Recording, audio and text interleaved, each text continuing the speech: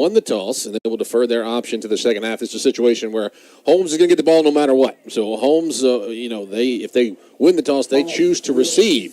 So they are going to be moving it from left to right.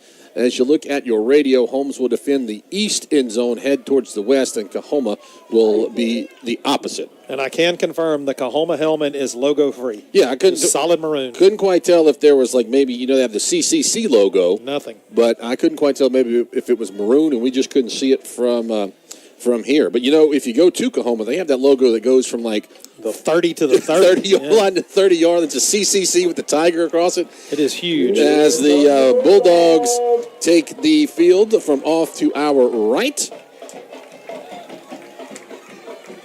And we're just a few moments away from kickoff as it starts Northern Division play. So obviously every game counts, right? But your North Division play is your division rankings when it goes to playoff seedings and things like that. Now, if there's tiebreakers, it goes to how you did against the Southern Division, which is good because Holmes is 2-0 against the South. Got another test coming up here, in 2 weeks from tonight. They'll be taking on Jones, which is number 10 team in the country. And so it's really important to win those Southern Division games. But these are the games that really, really matter. And Holmes has had a lot of success. They're 9-1 in the last 10 meetings against COAHOMA. And the only loss in there was on November the 5th of 2020 during that COVID year. And then the last meeting was here in September 28 last year. That was a big win for Holmes, 58-14. I think it was 28-0 in the first quarter. That Holmes offense was really clicking well. And Cliff, that's what the Holmes they've kind of been missing a little bit. We've seen glimpses that the Holmes offense can be quickly and do what it wants to do, but really hadn't been able to sustain that sort of production. It almost feels like Holmes is very effective offensively until they get down around the red zone. And when you start closing in on that 30, 20-yard line, it seems like pretty consistently that there's been mistakes and penalties and things like that that have been drive killers and, in my opinion, have kept a lot of points off the board for this Bulldog offense. This is an offense that, if I'm not mistaken, how many points did the offense actually score last week? 7? Just 7. One touchdown. Or technically 6. Yeah, 6. Yeah, 6. So one touchdown for the offense, and there were multiple opportunities where you got to feel like at least 3 touchdowns were left on the field. Tonight's a big opportunity for this Bulldog squad to clean those things up. I think the Dogs really need to put some points on the board tonight just for confidence moving along as the season continues. So it's going to be Caden Berger back as one of those returners tonight. He stands on the far side along the hash marks. It will be KJ Miller here along the near side with the hashers. Damian Gonzalez also handles the kickoff duties for the Tigers. He will approach the ball. It's a little wobbler down the middle of the field. It will be hit and taken by Matthew Williams, who runs to the numbers and gets across the 30 to the 31-yard line. And that's where he goes down. Looks like maybe a little bit of respect for that Holmes return game. Yeah, I don't think that's a bad play if you're COAHOMA. Starting field position around the 31-32, that's not up to par for what Holmes is used to when you give the return man an opportunity. It will be Chase Richardson in at quarterback. He took over last week right before the end of the first half on the season. He's 22 out of 38 for 179 yards with 1 touchdown and 1 interception. They'll have that 4 wide receiver look. Colton DeShazo starting as a receiver here along the numbers. Then you have 3 wide out to the left. It's a handoff going to KJ Miller. Breaks 1 tackle, crosses the 35, and finally put into the turf at the 37-yard line. A nice 5-yard gain on first down. A good job by that offensive line of pinning down and getting to the second level for a good first down play. 2nd and 5. It was Trigg on the tackle for the Tigers. Richardson looks to his left. Now he's going to float it out over his intended target. Just a little pass out of the backfield. He was aiming for Jacarius Williams. Yeah, I don't know if that one sailed badly or if there maybe was some miscommunication. I don't know if the outside route maybe should have been a stop route, but it didn't look really close to either one of the receivers. 3rd down and 5. 3 receivers lined up to the left. DeShazo along the right. The give is to Miller, running right up the hash marks. Hit hard. He'll get to the 41, and it'll come up a yard shy of the line to gain. I kind of get the feeling that Coach Wood may leave the offense on the field early in this ball game. So it will indeed be 4th and 1. 3-man defensive front for the Tigers. Hard count. Now Richardson will look and get a new play. It's KJ Miller standing to his left. It's that exact same formation with 3 receivers to the left and Colton DeShazo along the numbers to the right. High snap, Miller gets it. He runs forward, and he'll have enough for the Hammett Motor first down. 2 yards on the pickup. Yeah, smart play by Miller. He knew exactly what he needed. COAHOMA did a pretty good job of stopping up the middle of that offensive line, but Miller did just what he needed to slice through. He's a shorter guy, and he got up underneath those linemen. This time they'll bring Tristan Purnell to the near side. Richardson throw, and that is picked off. Bounced off the hands of someone, and bringing it down was Nick Taylor. Ryan Kirkwood. Yeah, Kirkwood did a good job of reading the eyes of the quarterback.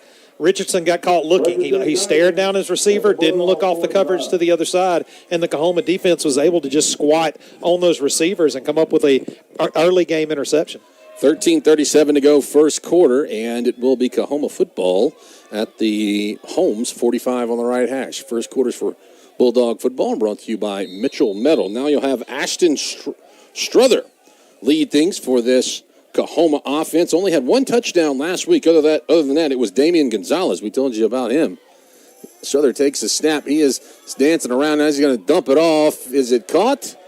Right around the 34-yard line. They say incomplete. It was ruled incomplete, but it was very close. The receiver was Deshaun Catron, and he reached down and picked it up right off the turf, but it must have slid against that turf before he was able to snag it. Yeah, Bulldogs had some pressure on Struther right there. They did. And I thought at one point he was going to take one of those blindside hits, but good defense by the Bulldogs. The Bulldogs have lived and died so far this year by that 4-2 defensive formation. 4 down linemen, 2 linebackers, and have done a good job of getting pressure on the quarterback in each game so far this year. It'll be a handoff to the running back. He hits it forward at the side, then bounces it outside, has a first down. Will get inside the 33. That's Lazarius Penn on the big pickup down to the 27? Or they say right at the 30. And credit Penn. That's a great play.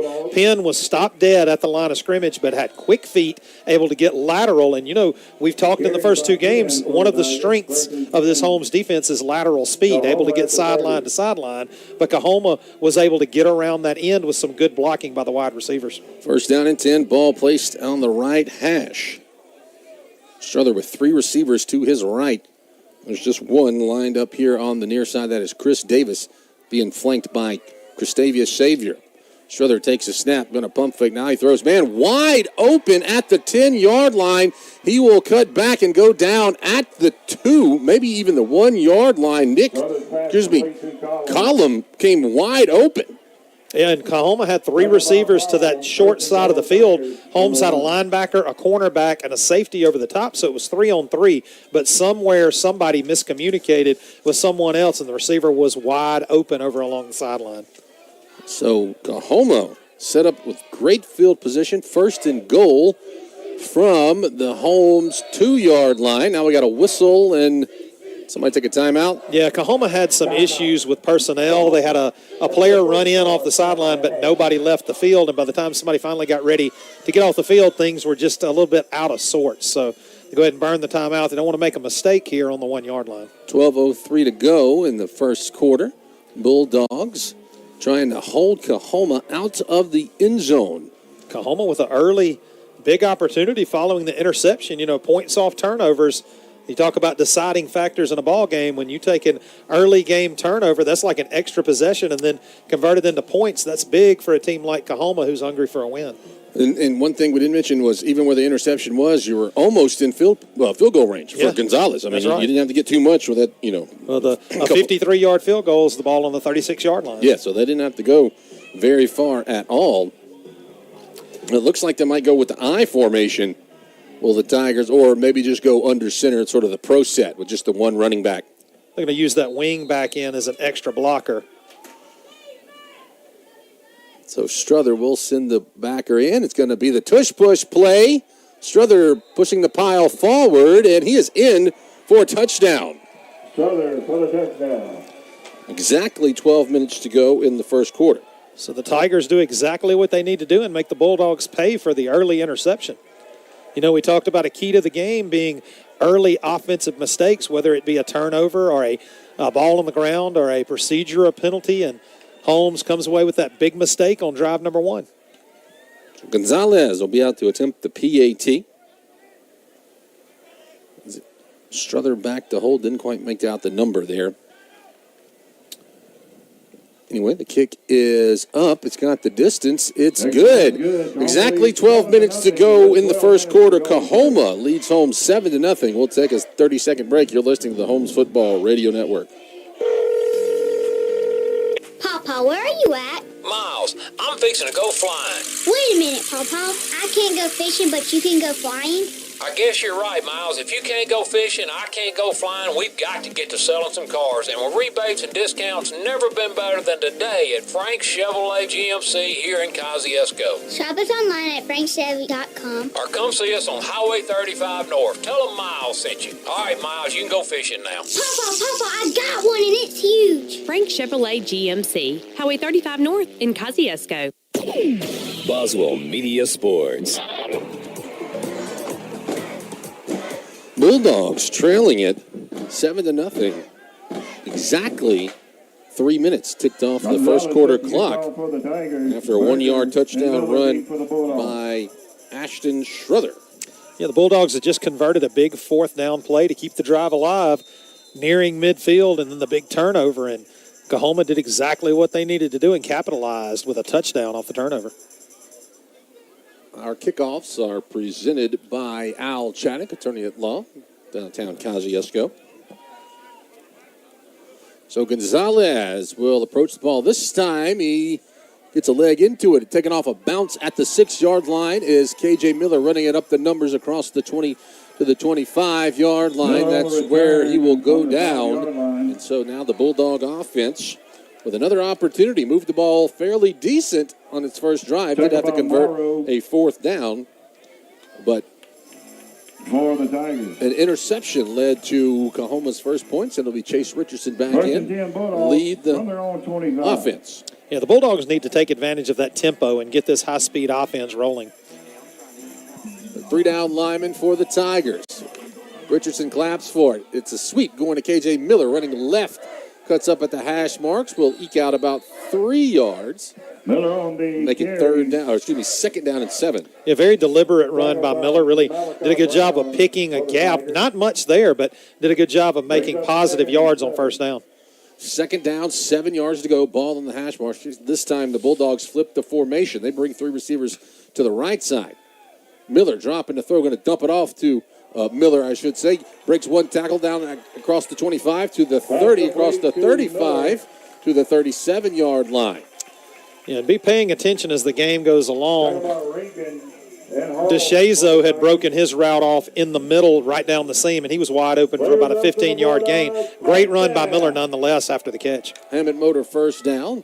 It's going to be another give to K.J. Miller. He'll only get about a yard or 2 as he hits the interior of that COAHOMA defensive line. Well, this Bulldog offense running that ball just enough to keep the defense honest, keep enough bodies in that box to open up the passing game. But if the protection is there, receivers are open for Richardson. They say only 1 yard on that play. There's another little swing pass to Jacarius Williams, who catches it on the left, runs up the numbers across the 45, and it'll be close to a first down. Yeah, Williams did a good job of making that few extra yards at the end. Instead of going under the tacklers, he actually rolled over the top and got about another yard and a half. They will say it is indeed a Hammett Motor first down. That's a good spot for the Bulldogs. It was close. Yeah. I wasn't quite sure it was a full I'll take it. first down. Once again, 3 receivers to the right. Richardson dropping to throw. A lot of time. Now he's going to run. Pulls it down. He'll heave it down the field and incomplete.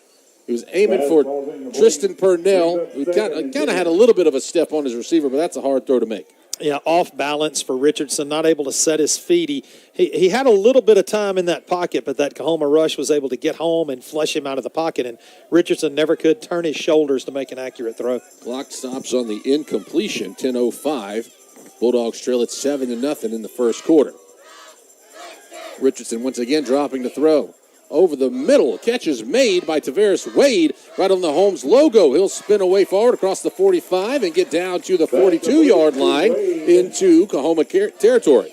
Yeah, Wade had just come off the sideline into the game, very first play in the game, and makes it count. Matthew Williams also in the ball game as a receiver. It's going to be a little swing pass out to DeShazo, a little bit behind him, off his hands, incomplete. Yeah, that throw was a little bit hot from Richardson. Threw a bullet there at a we got a flag. thrown on the very far side. Illegal substitution on the defense. 12 men on the field. 5-yard penalty. Replay. First down. So there you go. Illegal substitution will help the Bulldogs out. Be first down and 5 after too many men on the field. It'll put the ball up at the 37-yard line. They faked away. Now they throw to Williams. Breaks one tackle, breaks another tackle, and finally goes down right around the line to gain. About 4-yard, maybe a 5-yard pickup. I think he broke about 6 tackles on that play. It was just spinning like a top out there. Just kept rolling. Going to be second down and short. You think the Bulldogs take a shot down the field on 2nd and 1? You might see it. They're in a good spot for it. Well, they're going to hand it off to Tavares Wade. He has a first down and into the secondary. Rumbles down inside the 20, down to the 19. Into the red zone for the first time tonight. Now, what you mentioned in the keys, Cliff, this is where the Bulldog offense has kind of struggled. Yeah, the Dogs have got to find a way to keep this drive alive in the red zone. They're going to go to the end zone wide open as Matthew Williams touchdown. Nobody around him. It is a 20-yard catch, and the Bulldogs an extra point away from tying it up. And we just thought the busted coverage was bad for the Bulldogs. He was more open than the receiver was for COAHOMA. There was nobody within 30 yards of Matthew Williams. Like we like to say, looked like the first guy at practice out there. There's so much green turf in front of him. That's exactly right. Oh, on to attempt the PAT. Be Andrew Merrill. Try to tie this game up.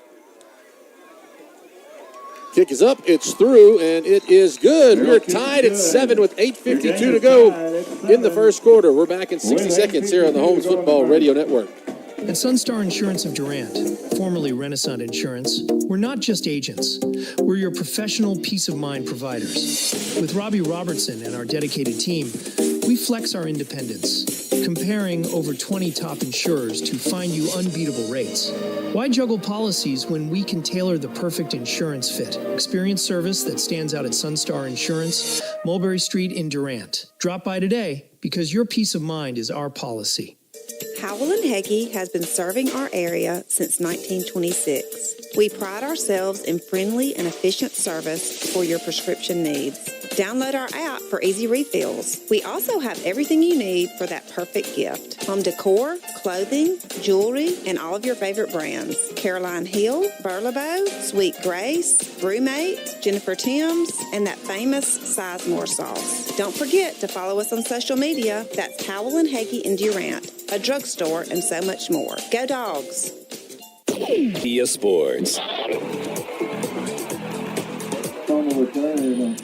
On the return, I believe it was Catron, and he got a pretty decent return, unless they say he stepped out a little bit further down. They will say he stepped out at the 40-yard line. Yeah, it looks like he's going to be marked out about the 40, but he was tiptoeing down that sideline. Good blocking by his return team, but you did have one member of the Holmes coverage unit get down unblocked, but missed the open field tackle back around the 20-yard line. So Bulldogs tied up at 7 on the 20-yard touchdown pass. That aggressiveness of the Bulldog defense, the defenders for the Bulldogs just a little over-aggressive in the open field, and a little stutter step created some nice yards after the catch. They will say it is enough for a first down. So 10 yards on the pickup ball.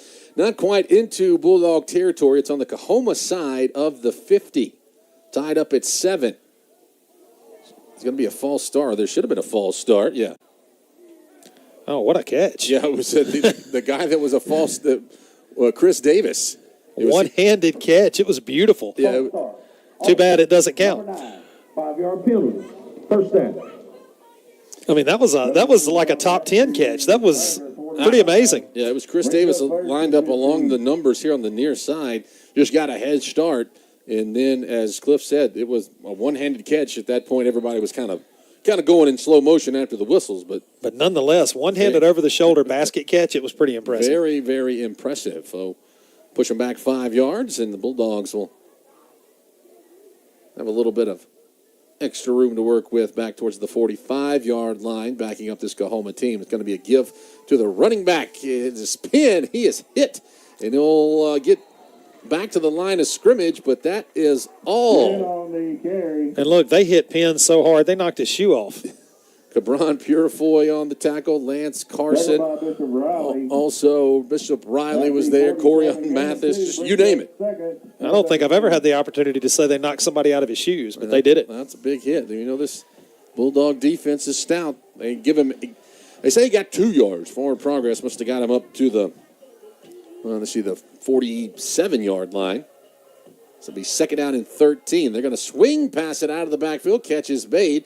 And Bishop Riley's there. Can't make the tackle, but coming over will be Jalen Towns and Trey Parker to get him down at the 50 for about a 4-yard gain. Going to be third down and long. But another great cut by a COAHOMA player. Griffin just planted that outside foot and left the Holmes tackler in place for a tackle for loss and was able to convert it into a 3 or 4 yard gain. Yeah, it looked like Bishop Riley was going to be able to lay the lick on him. It's a great cut. As you mentioned, he was able to get that cut. I guess the turf dried out pretty good after all the rain Francine left us here. It looks solid. It looks, which is what you would expect off of a brand new turf field. Third down, 9 yards to go. They'll motion a receiver right to left. Struther dropping back to throw, aiming it right down the sideline. Almost picked off. P.J. Pace was there, and he almost had that over-the-shoulder basket catch. He had inside coverage, and it's going to be fourth down. Yeah, he got the leverage there, good coverage, peeked back over his shoulder, found the ball. I think he's in man there just reading the eyes of the receiver and did a great job, just unable to come away with the catch. You know, they say sometimes that's a deciding factor between whether you play wide receiver or defensive back. And I know PJ, he played both at Kosciuszko. Did he? But I think he's better served at defensive back. He can fly. He can fly? He is fast. So... Well, he did a good job. Great job. That was one of the ones where I almost think he was surprised. You turn around and there's the ball right there. Oh, the Bulldogs will send back Bishop Riley to return this punt. He's standing at the Bulldog 10-yard line. Gonzalez going to get a leg into it. A nice spiraling kick. Bishop Riley will come up, take it at the 20. No fair catch. That's where he'll go down. We got a flag way back around the 20-yard line, well behind the return. Only thing that could be is if you made the fair catch signal and then ran. So that's the only thing it could be, right? Yeah, I don't know. I didn't see that, but which technically that penalty is a delay of game penalty, right? When you make a false fair catch signal. Well, we're about to find out. During the kick, holding, number 31 on the receiving team. Okay. Must have been holding on one of the outside gunners out here because it was thrown from the far corner behind the return man, so it had to have been a holding on the gunner. Yeah, I mean, he was like in the end zone. And it came in early. It was not the ball had not even been caught yet. It was very early in the play. Yeah, that's on the regardless. Towards my left where you can't really see unless I stick my head out the window. And look, he threw the flag 30 yards down the field. I just saw the flag come flying in. Max, the Bulldogs up to the 11-yard line. They turn the Tigers over on a punt, and it'll be first and 10. Richardson going to look to throw. Got his man open at the 20-yard line. B.J. Johnson turns. They'll be right at the sticks. They'll say forward progress. Gives them about 12 yards and a Hammett Motor first down. And great job by the Holmes offensive line with quarterback protection. They gave Richardson all day, enough time to let his receivers get open in coverage and make a nice throw on first down.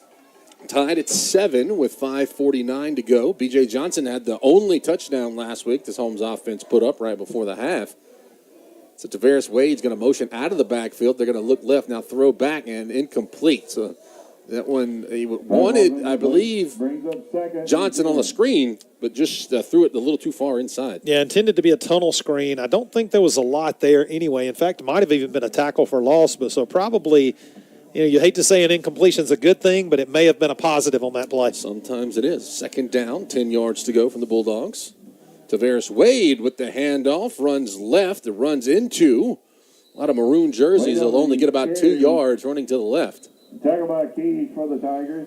Keys on the tackle. Jarrell Irving, another one of those Kosciuszko products coming back in for COAHOMA. Third down, 3 yards to go. Empty backfield this time for Richardson and the Bulldogs. Takes a low snap. Now Richardson's going to throw. Diving catch. Is it complete? It is complete to B.J. Johnson at the 35-yard line. They'll move the chains for a Hammond Motor first down. Great job by Johnson because, without a doubt, Richardson short-armed that one. I thought it was going to be underthrown, and a good job by Johnson of coming back to the ball and converting the first down. Richardson keeps it on the QB read, and he'll get back to the line of scrimmage, and that's it before he gets into a slide. You know, we talked about favorable spots. You get some favorable spots when you're going forward, but one thing we've seen out of the officials this year, if you slide, they're going to mark you about 2 yards back from where that slide starts. So no gain on the play. Second down 10, 4:30 to go in a tie ball game here in the first quarter. Richardson takes a snap. Now he's going to throw out to the right. And a couple of guys there, not really sure who he might have been aiming for. Yeah. DeShazo and Johnson were in the vicinity. I think he was trying for DeShazo on that little out route, and DeShazo did have some separation and a little bit of outside leverage on the defensive back, but the throw just missed wide into the outside. So another third down and long for the Bulldogs from their own 35. Receivers are 2 by 2. Someone moves. Now 2 people moved. The defensive lineman jumped, but a Bulldog also moved. So see what they called here. Here we go. False start. Offense. Number 14. 5-yard penalty. Third down. Call that against one of the receivers. Yeah, that's going to be a play that if you don't convert right here, Rayshawn Hardy's not going to want to walk back to the sidelines because you know it's unforgivable for a receiver to jump offside. You're supposed to be watching the ball. Yeah, Coach told us that Ray Hardy was going to get a little bit more playing time this week. They had a few guys kind of banged up, not necessarily banged up, but dealing with the colds and things like that. They're going to motion Jacarius Williams left to right. Richardson trying to get away from a blitz. He's going to stop, dump it off. Wide open on the far side at the 40 is Wade. He's down the sideline at the 40 into COAHOMA territory. And they'll put him down at the 39. And credit Richardson for keeping that play alive. Heavy pressure from that COAHOMA front. I brought an extra rusher, flushed him out of the pocket, and Richardson just did a good job of keeping his eyes downfield. That time squared his shoulders and made an accurate throw. They do say the 39-yard line. This time it's a give to Tavares Wade. He is upended. Good defense in the backfield. Just a good tackle by Jarrell Goodlow. You know, Wade has been productive in all facets of the game since he's come in this first quarter of play. So second down, 8 yards to go. They fake it to Wade this time. He's in as a blocker. They're going to throw. Catch made at the 20-yard line and a big hit. Jacarius Williams holds on. Probably going to be a target. And Bulldogs might get a little bit closer to the goal line. Yeah, I think you'll see half the distance to the goal. Let's see what the call is. You mentioned Tavares Wade. Coming into the game, he only had one run for 2 yards. He did have a touchdown catch in the game at Southwest. Well, he's been impressive so far tonight. Personal foul. Targeting. Defense, number 23. Half the distance. Automatic first down. Number 23 is disqualified from further participation in the game. All right. Number 23 is Britton Hall. That's who I have on my roster for COAHOMA from McEvans High School, sophomore. So it's tough in JUCO football. You don't have the benefit of replay to look at different things like that, but it helps the Bulldogs out as they will get the ball now at the 8-yard line. So Tavares Wade is still in as your running back. Colt DeShazo, B.J. Johnson wide to the right. Richardson going to roll to his right. Now he's going to pull it down. He's going to try to run, and he just steps out of bounds at the 6-yard line. Get what you can and get out of bounds. Yeah, and we talked early in the season about the fact that this would be running back by committee. A lot of different guys that play slot receiver and other positions back there playing running back. You got to wonder if maybe Coach Wood has kind of settled on Wade as his primary running back. Wade is the one that actually looks like a running back. The other ones you mentioned are just kind of receivers. Little scat backs. Playing running back. Wade actually has the part of a running back, 6'1", 185 out of Hattiesburg. So be second down. Goal to go from the 7. Wade still in as your running back. Richardson going to roll to his left. He's going to stop. He just has to throw it away. A lot of pressure there from COAHOMA. Did not leave Richardson any time at all. Yeah, there's some discussion going on. I don't know if that ball got back to the line of scrimmage or not.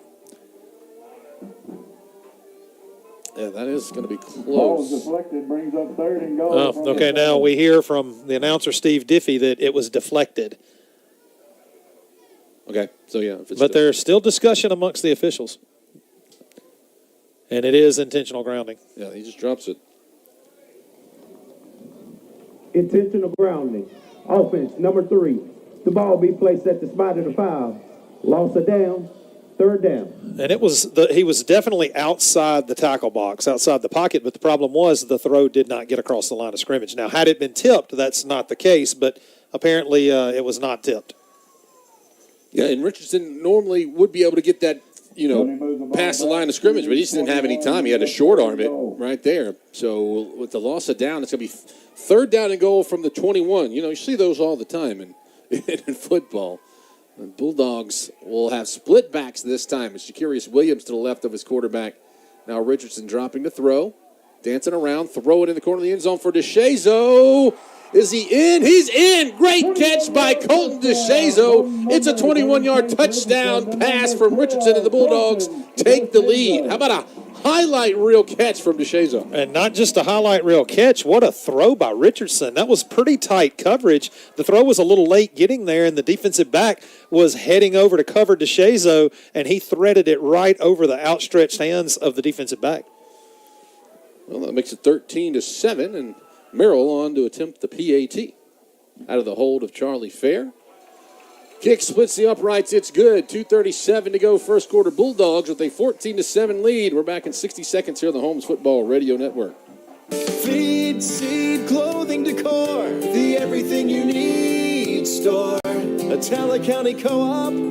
Atala County Co-op. Why drive when you can get some boots for a better price at the Atala County Co-op? Dan Post, Ariat, and Laredo. And while you're there, save big time with jeans and shirts by Carhartt, Ariat, and Wrangler. Feed, seed, clothing, decor, the everything you need store.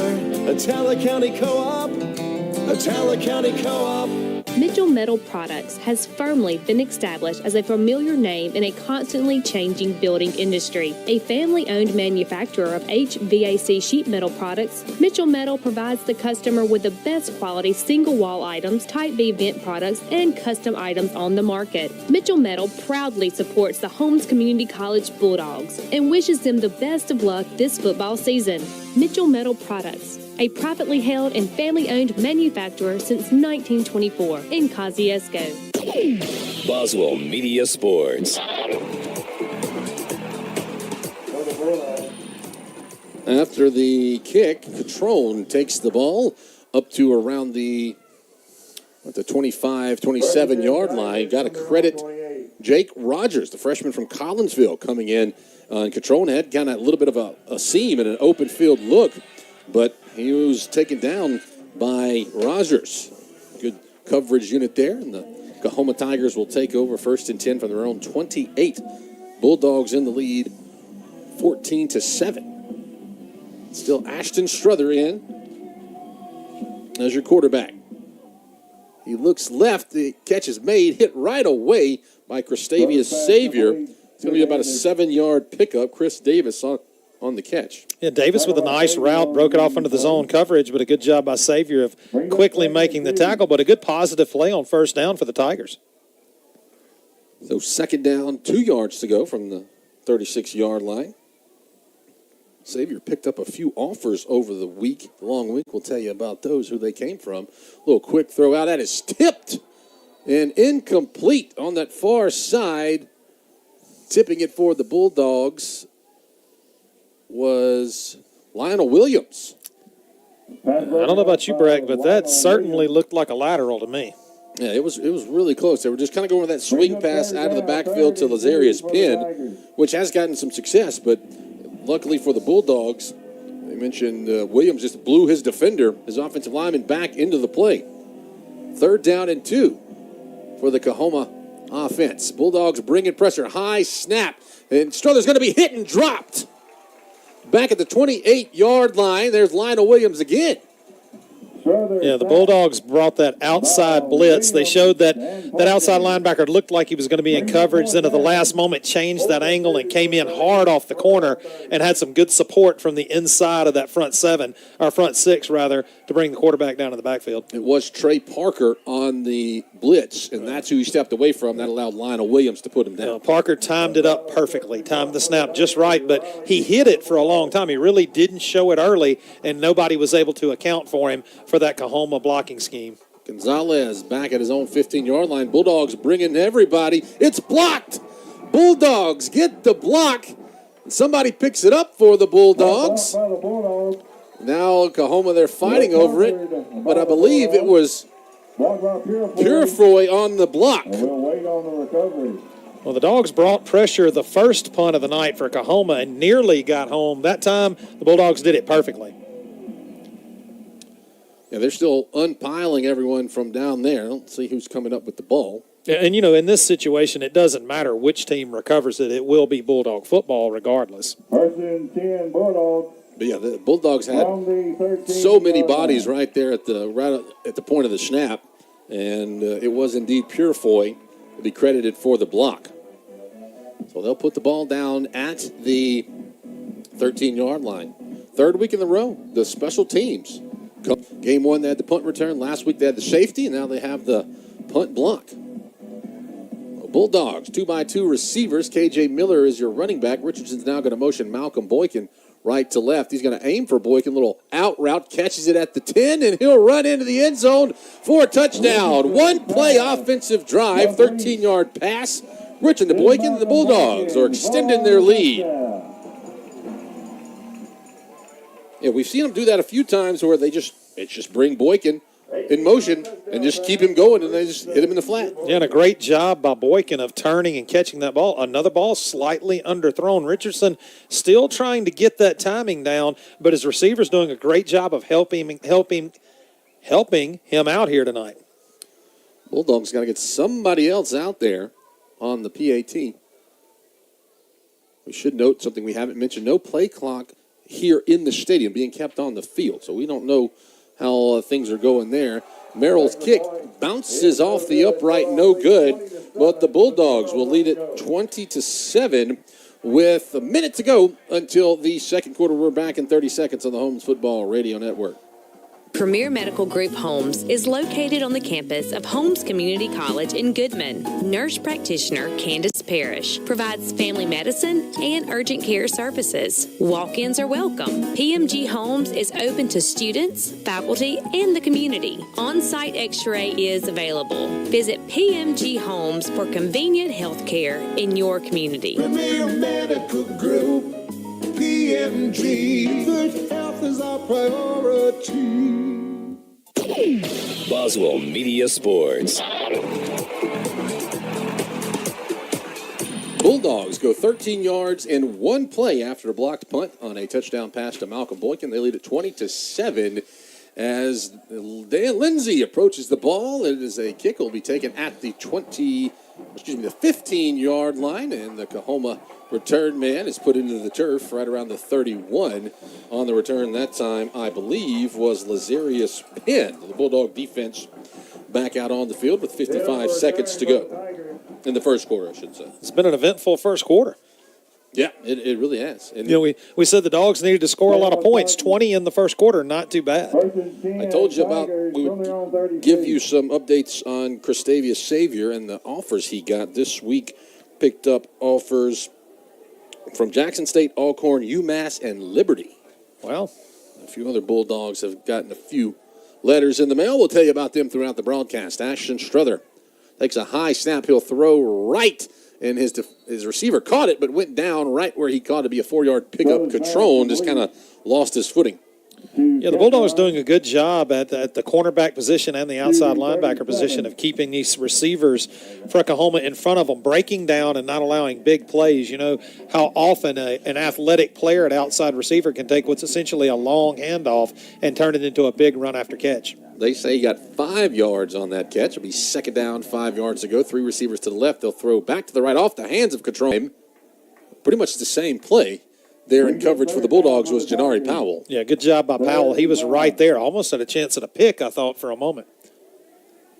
So that stops the clock with 20 seconds to go. Another thing we haven't mentioned, Cliff, we got the new video board up. The video's not working yet, no video, but the scoreboard's working on the new video board. Looks nice. Yeah, we've got the scoreboard on the bottom. Do not have play clocks yet, and do not have video, but should have it by the next home game. Yeah, 2 weeks, the game against Jones. Now COAHOMA's going to motion a receiver, run him left to right. P.J. Pace keeping pace with him. And now Struther's going to throw. Aiming down the sideline. It is caught at the 30. Going down at the 25-yard line was Nick Taylor. I think Taylor got away with a little bit of a push-off. Yeah, a little bit of a push. Yeah. I think he got his arm out just a little bit. Yeah, that was called in the Mississippi State game Saturday night. If you saw it, just about the exact same play. Yep. But credit Struther, great throw. Yeah. Great throw. I mean, it just threw it on a dime. Yeah, and the double coverage out there as well. So I think COAHOMA might let the clock run down here on the first quarter. And it looks like they will. Yeah, they'll do that. So with 15 minutes in the books, the Bulldogs lead it 20-7. We will step aside for a break. Come back to the second quarter. You're listening to the Holmes Football Radio Network. Parents and students are just shocked when they find out with a 20 on your ACT, you could go to Holmes CC for free. Do you have a 20 on your ACT? Why, yes. Wait. Hold on a sec.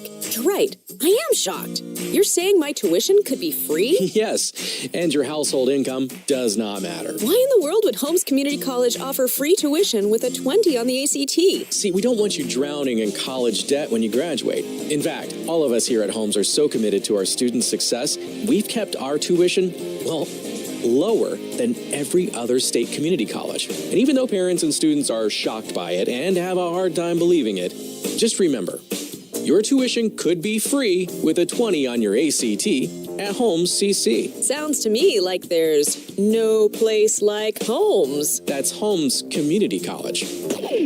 Boswell Media Sports.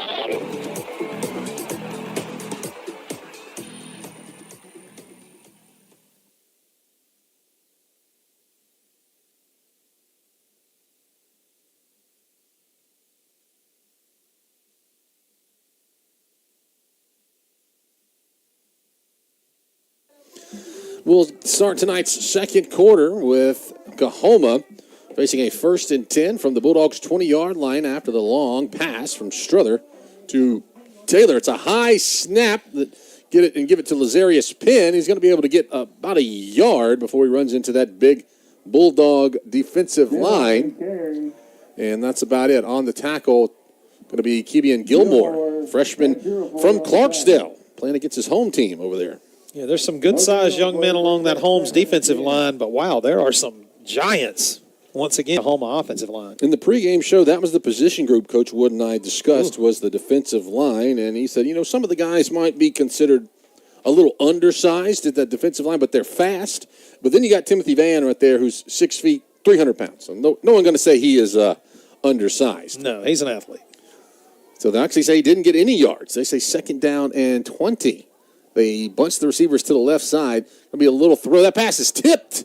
Great job by Buck Purnell tipping it, who was aiming for Taj Collum on a little out route in the flat. Yeah, Purnell did it just like you're taught. If you're not going to get to the quarterback and he makes the quick throw, jump and get in the way. And, Purnell's not a short guy. Did a good job of getting off the ground and knocking that ball down.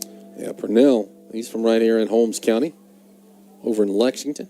Couple of guys like Dandreas Giles, how big has he been the past few weeks? He's the MAC Defensive Player of the Week, 2 pick sixes in 2 ball games. He wants to go for the hat trick. He wants one tonight. Yeah, 10 tackles along with that pick 6 last week. 3rd down and 10. They motion receiver left to right. Struther looking left. He is going to be pursued, running around. He'll just throw it away. COAHOMA got away with a hold on Cabron Purifoy. Otherwise, he might have been able to put him in the turf. But yeah, took a sack away from Purifoy without a doubt. Yeah, I think you'll see Gonzalez come out here.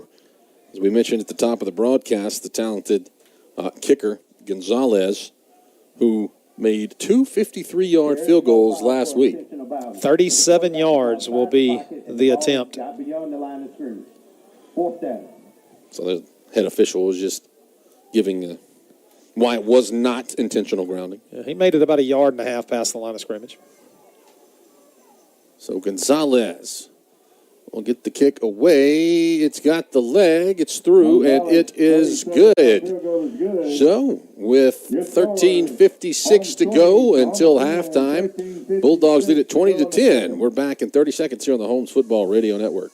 At Hammett Motor Company in Durant, find a vehicle that turns heads and fits budgets. Choose from our wide selection of new and pre-owned cars and trucks, all prime for your next adventure.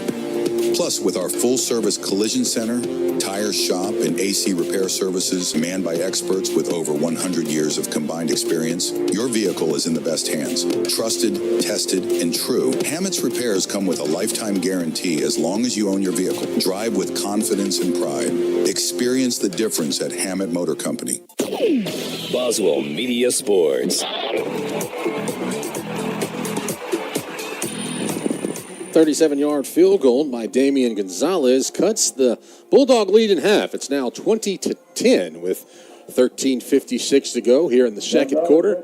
Second quarters for Bulldog football on the Holmes Radio Network are brought to you by Frank Shaw Law Firm, just off the square, downtown Kosciuszko. Gonzalez with a long kick. It will be taken by Matthew Williams at the 11-yard line. He runs to the near side.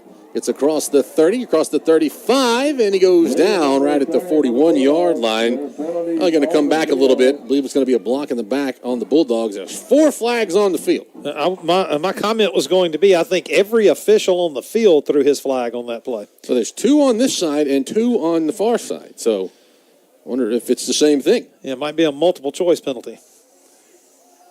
Yeah, so we'll wait and see. Like you mentioned, 4 flags. You don't see that often. No. And they all came in at different times. So one is at the 2 flags are at the 40, or excuse me, the 30 on the near side. 2 at the 34 on the far side. So you might be looking at a hold on the far side and maybe a block in the back on the near side. I don't know. We'll see. There are 2 fouls on the play, both by the receiving team. Illegal block in the back. That penalty is declined. Block in the back. Personal foul. Illegal blindside block. Number 32 on the receiving team. 15 yards from the spot of the foul. First down.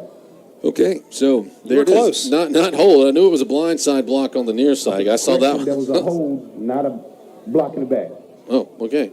So maybe they missed it because I straight up had the binoculars, and it wasn't one of the egregious blocks in the back. It was a touch like that. I said that it was the blindside block that's going to put the Bulldogs back in their own territory at their 18-yard line. First down and 10 with a 10-point lead. Richardson claps for the snap. It is a give to K.J. Miller. Runs left, breaks 1 tackle, but that's about it. Maybe got a yard. Yeah, I think Miller had a chance to cut that one up quickly, and I think he had some running room right up that seam, but tried to get it outside and ran into some traffic. Technically, they say no gain. Looked like he might have got a little bit further than given credit for. But now Richardson will take a snap, looking to throw.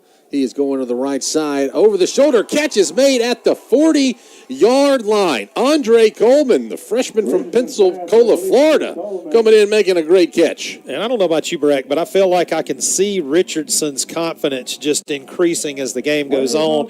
His willingness to take the ball down the field just improving with every snap. Bulldogs go quickly. They get off to K.J. Miller. This time he does cut it up after he gets a little bit outside and gets up to the 46-yard line. It'll be about a 6-yard pickup. I call it a 5-yard pickup, second down 5. Bulldogs once again going quickly. Richardson looking left.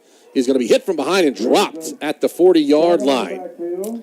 Yeah, extra rusher coming in from that left side, and a little confusion on the right side of the offensive line, unable to pick up that blitz, and blindsided Richardson in the backfield. Malachi Brown credited for the sack. Richardson just goes back to the original line of scrimmage, so now it's going to be third down and 10. New Bulldog in the ballgame is Des McWilliams. And the Bulldogs have been successful on third down so far tonight. Hope that trend continues. They bunched the 3 receivers along the hash marks to the right. It's a low snap. Richardson has to go down to get it. Now he's going to step up and run. He'll cross the 40, cross the 45, get back in at the 50, and he'll be close to a first down. He's got it. All right, credit Chase Richardson. Cliff, it looked like he was going to go out of bounds, and then a couple of more steps to get the first down. Great job by Richardson of understanding where he was on the field and knowing where he had to get to move the chains. Moves the ball into COAHOMA territory at the 48-yard line. It's a give to K.J. Miller. He's running left. He lowers his shoulder, runs over a defender at the 40-yard line. He'll have close to 10 yards on the pickup.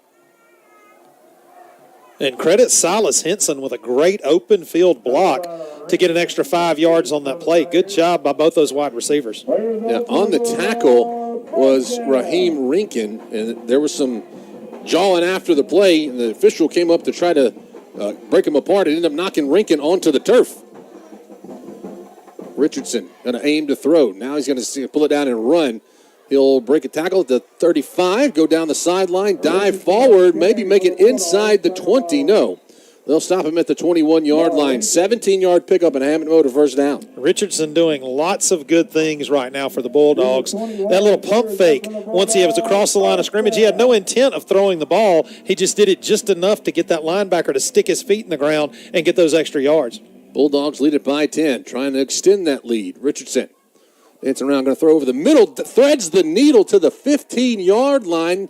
That is Coleman once again on the catch for the Bulldogs. How dangerous was that throw? Yeah, it's right between two maroon jerseys. No fear out of Richardson at this point in the game. 8-yard pickup down to the 13. Bulldogs going quickly. KJ Miller gets the handoff, and he'll have the first down, I believe.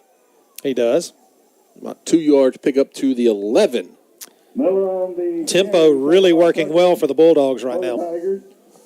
So first down and not goal. The Bulldogs can get a first down. That's Des McWilliams. Catches in the backfield, makes a defender miss at the 11, but cuts back inside, and there's COAHOMA players to bring him down. Still a decent pickup. What a cut. Wow. Des McWilliams, a transfer from Mississippi Gulf Coast, originally from Philadelphia. I'd like to see McWilliams make some more moves like that. Empty backfield this time for Richardson and the Bulldogs. Now he'll bring KJ Miller, line him up on his left hip. Richardson takes the snap. They fake it to Miller, going towards the right corner of the end zone. Incomplete. Good defense by COAHOMA, aiming for his high school teammate Tristan Purnell. Yeah, Purnell did a good job of getting just a little bit of separation, but that's a tough play over in that corner. We mentioned Bulldogs can get a first down. So third down, they had to get to the 1. Between the 2 and 1 for a first down. So not quite third down and goal here. But still 2-by-2 receivers. 2 to the right, 2 lined up to the left. KJ Miller will still be your running back. Richardson claps for the snap. Looking over the middle. Sidearm throw through the hands of McWilliams at the 5-yard line. Yeah, almost the... sort of the sidearm Patrick Mahomes throw right there, trying to get it, thread the needle. Yeah, that drive just fizzled out inside the red zone. Well, Bulldogs will try to get some points. It's an Andrew Merrill out to attempt the field goal off the left hash. Be a confidence builder for Merrill after bouncing that last extra point off the upright. 24-yarder out of the hold of Charlie Fair. It's a good snap. It's got the distance. It's up. It's through. It's good. Bulldogs go up by 13, 23-10 with 9.5 minutes to go in the second quarter. We'll step aside for 60 seconds. You're listening to the Holmes Football Radio Network.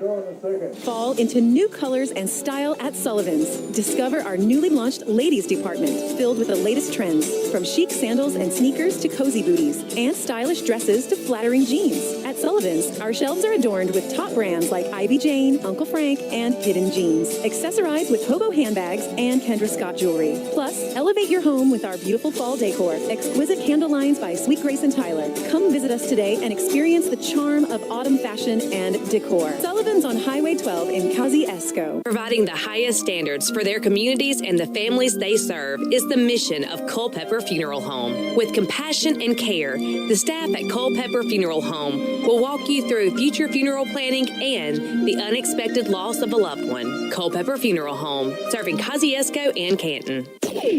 Boswell Media Sports. Lindsey's kick was taken by Lazarius Penn around the 12-yard line. He gets a great return, goes up the middle and pushed out along the far sideline around the 45-yard line, and then a flag comes in after the play. Deep over into the COAHOMA sideline, it appeared.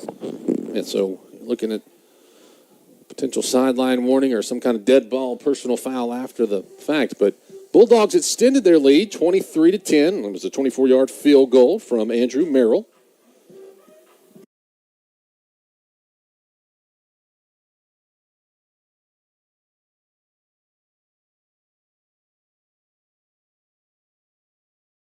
Tigers. They'll put it out to the 41-yard line.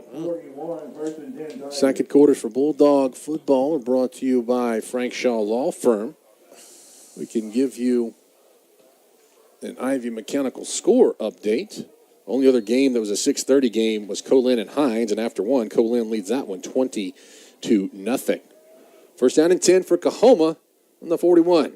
Ball is given to Brown. He breaks a tackle, and he's able to get a few more yards. On up to the 35, about 6 yards. Boy, the Bulldogs looked like they had him stopped. Dante Drew had him, but then just shaking off the defender was Emmanuel Griffin. Kept those legs moving and made some yards after contact. They'll say a 4-yard pickup. At the 37. So about to the 37-yard line. Second and 6. Struther's still your quarterback. He's gone the distance for this COAHOMA team. Griffin still your running back. Griffin gets another handoff running left, and he'll eke his way forward for more yards. It'll be third down and 2. Jalen Towns hit the tackle for the Bulldogs. It'll be third down and 2 yards to go. Got to feel like this is 4-down territory for the Tigers. Oh, yeah, Emmanuel Griffin, and he runs it well. They've kind of been doing the running back by committee as well. You have a Griffin. Griffin seems to be more of the running back, and then when you bring in Penn, he's more of your scat back that they'll swing out of the backfield. Going to motion a man right to left. Struther going to throw over the middle. Diving catch is made at the 15-yard line. Boy, credit Nick Taylor for laying out for that one. Yeah, right in between two Bulldog defenders. Credit Struther as well for an accurate throw, and he put it where it had to be for his receiver to make the catch without interference from the defenders. 29-yard pickup and a first down to the 15 for COAHOMA. Already at field goal range for the talented Damian Gonzalez, who already has one kick tonight of 37 yards. So now the COAHOMA kind of bunches the formation up with 3 receivers lined up to the left and one lined up on the wing to the right as a tight end. They're going to motion Struther. He's going to throw dump off. Catch is made right in the middle of the field. That is Taylor. Cuts back to the middle, and he gets in. Excuse me, that's Catrone. Ball nearly touched the turf. Caught it on kind of the second little bobble. Looking through the binoculars, I thought it might have hit the turf. But nonetheless, it's a 15-yard touchdown pass from Struther to Catrone. COAHOMA doing a good job of making this a ball game. Well, it'll be 23-16. We'll await the PAT from Damian Gonzalez. PAT splits the uprights good, 23-17 with 7:16 to go in the first half. We'll step aside for 30 seconds. You're listening to the Holmes Football Radio Network. Premier Medical Group Holmes is located on the campus of Holmes Community College in Goodman. Nurse practitioner Candace Parrish provides family medicine and urgent care services. Walk-ins are welcome. PMG Holmes is open to students, faculty, and the community. On-site x-ray is available. Visit PMG Holmes for convenient health care in your community. Premier Medical Group, PMG, good health is our priority. Boswell Media Sports.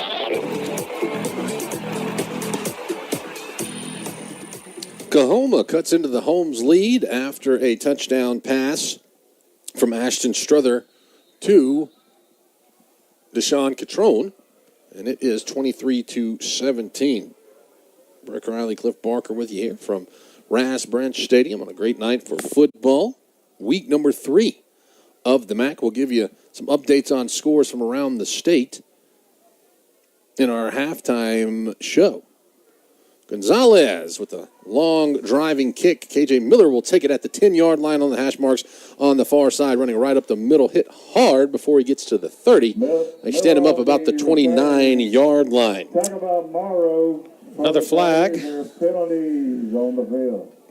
So, wait to assess and see what that is. It's getting to be a part of the broadcast here. Let's see, no indication this time who it might be on.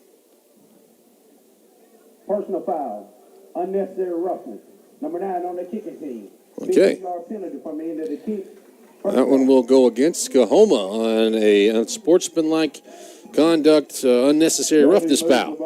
Well, I should say personal foul, unnecessary roughness. From the 45. It doesn't count as unsportsmanlike. But helps the Bulldogs. The Bulldogs gave COAHOMA 15 yards on the kickoff play. Now COAHOMA returning the favor. Let's Chase Richardson and the offense go to work. 1st and 10 from the 45-yard line. Little throw to Tavares Wade. Swing pass. Cuts it up at the numbers 50. Breaks a tackle at the 45 into the open field. Back in the middle of the field at the 30-yard line. Boy, Tavares Wade gave him what they call the truck stick. Yeah, Tavares Wade, that was a lot of contact. I thought at first that Wade got hit hard, but I think Wade was actually the one that delivered the lick. Ball goes to the 29-yard line. Going to be another give to Tavares Wade. This time it goes low, and the flag comes in. Might end up being an illegal shift or illegal motion against the Bulldogs. They might have 2 guys going. Holding. No, going to be a hold. Number 51, 10-yard penalty. First down. And it was a hold late in the play, right as the tackle was being made. Yeah, Bulldogs. Time out on the field for an injury. Yeah. We got an injured COAHOMA Tiger well beyond the field. That might look like a cramp. But, yeah, Bulldogs did that sort of faux reverse where they bring one receiver right, another one left, where it looks like they might do a little double reverse or something. But, as you said, Cliff, it must have been just a hold well after the play. You can quite see who that COAHOMA Tiger is that's being tended to. But, anyway, it's going to be a 1st down and 20 for the Bulldogs from the COAHOMA 39-yard line. Holmes with a 23-17 lead. You can listen to our audio stream online at breezynews.com if you're traveling out of the area. But you got to be going a long way to be out of the listening area for the Holmes Radio Network. I mean, you get all the way from north of Grenada down to the south of the Jackson metro area. Davian Sampson was the injured Tiger on the play. Yeah, and he gets up and runs off. Looks like it wasn't cramp. Yeah. Yeah. Streaming's brought to you by Central Mississippi Office Supply. So breezynews.com or download the Breezy 101 app. That's for Apple or Android. But, yeah, you got to be going a long way to get out of the coverage of the radio network. You hear us from north to south. It's a jet sweep to Caden Berger going to the right. He'll cut up at the 40, get across the 35, inside the 35 to the 34-yard line. It'll be a 6-yard pickup. Nice block by Tavares Wade in the open field. At the 34. So it's still going to be 2nd down and long. 2nd down and 15 now. Empty backfield for Chase Richardson with 2 receivers to the left, 2 to the right side of the formation. Richardson takes a snap. He's going to roll to his right, going to stop, fire, long, looking for his man. Caught! No! They say his foot was out of bounds. He was aiming for Matthew Williams once again. Would have been a pretty catch, but just a little, I guess, a toe out of bounds. Yeah, Williams was backpedaling, couldn't really keep up with where he was on the field, and I do think he had a foot out of bounds, but a nice throw. Just a good job continuing by Richardson in the backfield. Would have been a 2nd touchdown catch for Matthew Williams getting in the ball game this evening. The freshman from right here in Lexington. Caden Berger's going to motion from left to right. Richardson stopping to throw over the middle and over his intended target and behind Malcolm Boykin at the 21. Yeah, and he had Boykin, too, on a deep crossing route, but just threw it behind him. Bulldogs leaving the offense on the field. 4th down. 15. Yeah, inside the 35-yard line, why not? Yeah, 4th down, 15 yards to go at the COAHOMA 34. Bulldogs with a 6-point lead, 23-17. Chase Richardson claps for the ball, trying to get that hard count, but nobody moves. Tavares Wade was lined up in the backfield. Now they move him up as a receiver, lined up to the left. So there will be no receivers, no running backs, we should say. Richardson calling out the play, getting it out to his receivers, and it's either delay a game or a timeout for Holmes because there's no game clock on the field. Delay a game. Offense. Number 3. 5-yard penalty. 4th down. Yeah, that's the issue when there's the game clock's not working.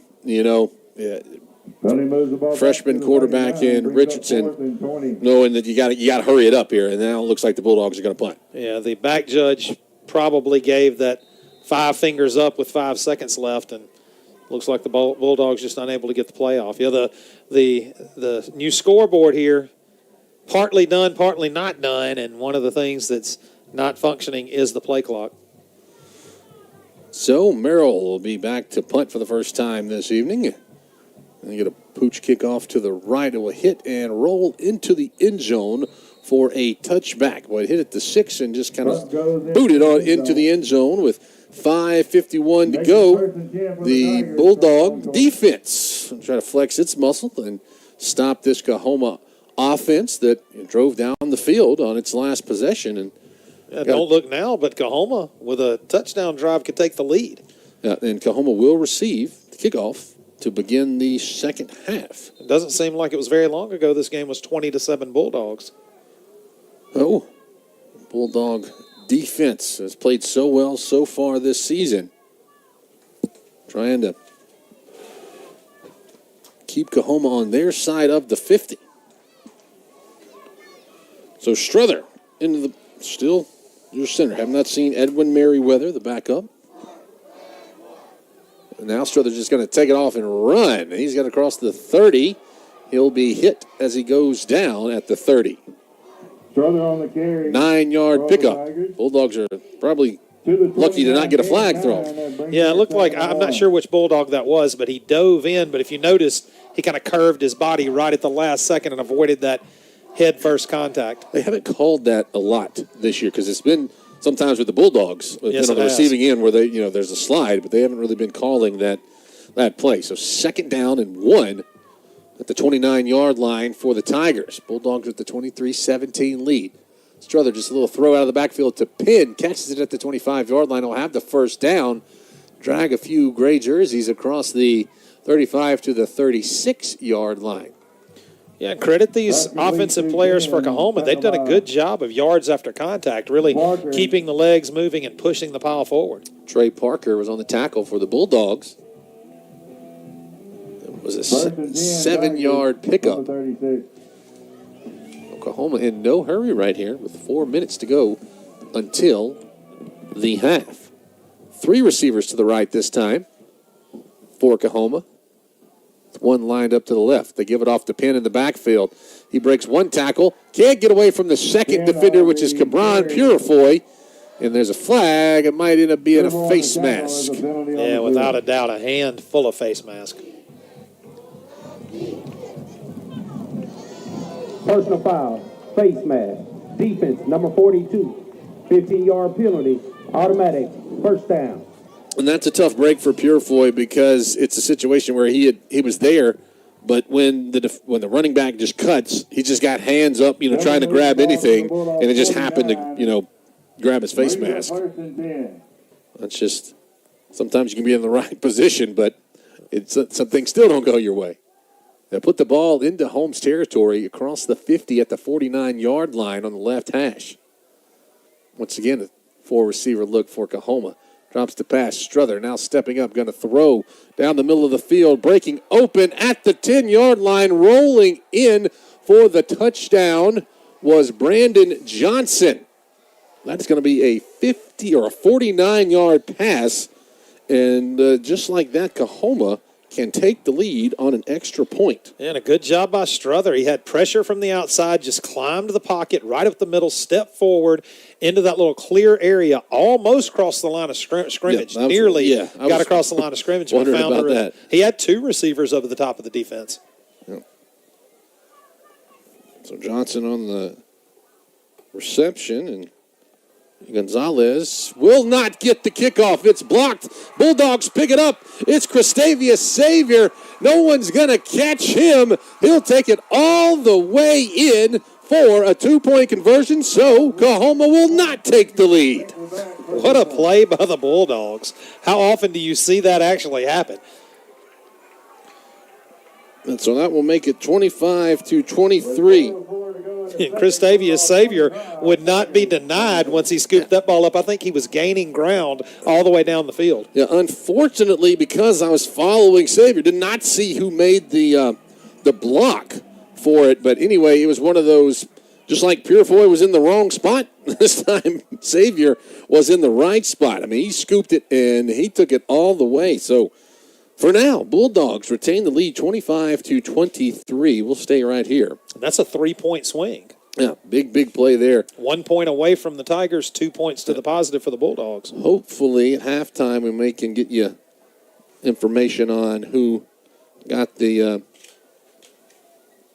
block. That's a huge play for the Dogs, though. Yeah, once again, special teams. Yep. Third week in a row. Well, you know, we put up points. We discussed how we thought special teams would have an effect on this game, and so far they've had a huge effect. None of it being what we thought it would be, but huge special teams plays by both teams so far tonight.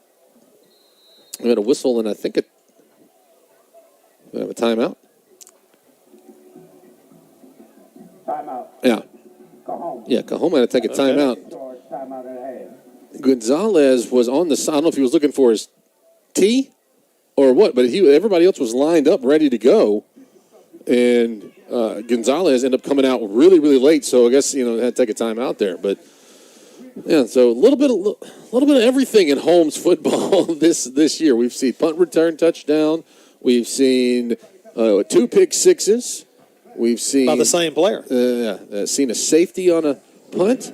We've seen a blocked PAT returned for 2 points. So, and sometimes that's what you have to do. Just like last week, where the Bulldogs found ways to score and put points on the board to win the ball game. The Dogs are trying to score every possible way you can score points in a football game. So so far we're looking for.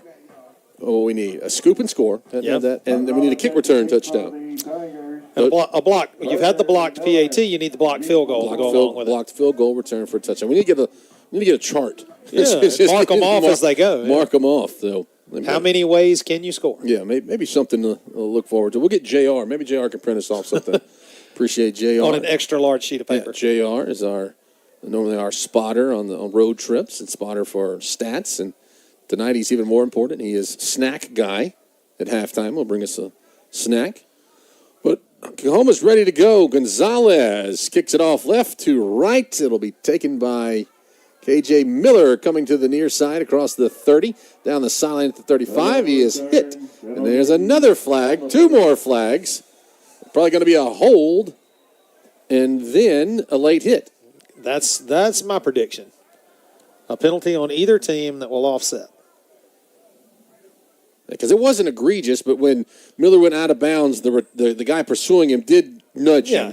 And Miller was a full 2 steps out of bounds. Yeah, didn't hit him hard, but that's what the call is going to be on that one. Now, you say the other one's going to be a hold against the Bulldogs? I think it's a hold against the Bulldogs and a personal foul against the Tigers.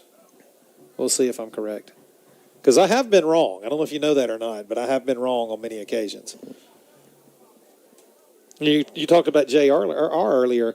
JR is the 11-by-17 paper guy. Oh, yeah. No, he brings our eyes get a little bit older each year. So he gets us the really big sheets, prints them off down there, and helps us out. Well, now it looks as 2 fouls on the play, 1 by each team. They're going to mark it. It's going to be a dead ball in the play. So Holmes are going to get 5 yards, I guess. Holding, number 22 on the receiving team. That 10-yard foul being forced from the spot of the foul. Dead ball, personal foul. Late hit, number 6 on the kicking team. That 15-yard foul being forced from the succeeding spot for automatic first down. So not offsetting penalties. Concurrent or consecutive? What do you call those? When one occurs during the play and one after the play? Yeah, I would say, I don't know, it wouldn't be concurrent. That means happening consecutive. I'd say consecutive. I don't know. I don't know if that's right either, but sounds good. But anyway, it doesn't matter. Bulldogs. Both of them counted. Bulldogs get the ball at the 35-yard line. It's an inside give to Tavares Wade, and he is hit hard. Let me tell you, big number 98, Mindy Ambrosi. He's listed as 6'5". I don't have a weight. Do you have a weight somewhere on here? I got a weight. Biggin. He's without a doubt the largest man on the football field, and he grabbed Wade and slung him back like a baby doll. Oh, second down, no gain. Now Wade on a little swing pass out of the backfield, bobbles it. Had a lot of room to run right there. Now, real quickly, it's going to be a 3rd down. I think Wade got caught peeking down the field and didn't complete the catch. He didn't want Benedy Ambrosia in front of him. Well, that's a big man. Yeah. He did. He just grabbed him with one hand and just threw him back 3 yards. He's lined up right over the center at the nose guard position. So 3rd down and 10 for the Bulldog offense.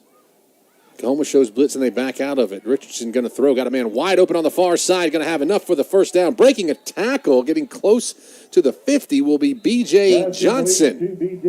And what a great job by Johnson of understanding at the reception that he's about a yard short and knowing what he had to do to get forward and make sure he got past the sticks. Just awareness of his position on the field. The nephew of former Ole Miss great Dante Moncrief. Looking a little bit like his uncle. Right there. There's a snap. Richardson going to dump off to Wade out of the backfield. Running left. Gets across the 50, but that's it. Went down to they give him the 49-yard line. Thought he might have gone out right at the 50, so it's about a 3-yard pickup. Bulldogs in the lead, 25-23. Can't forget, we do have the 2-minute warning.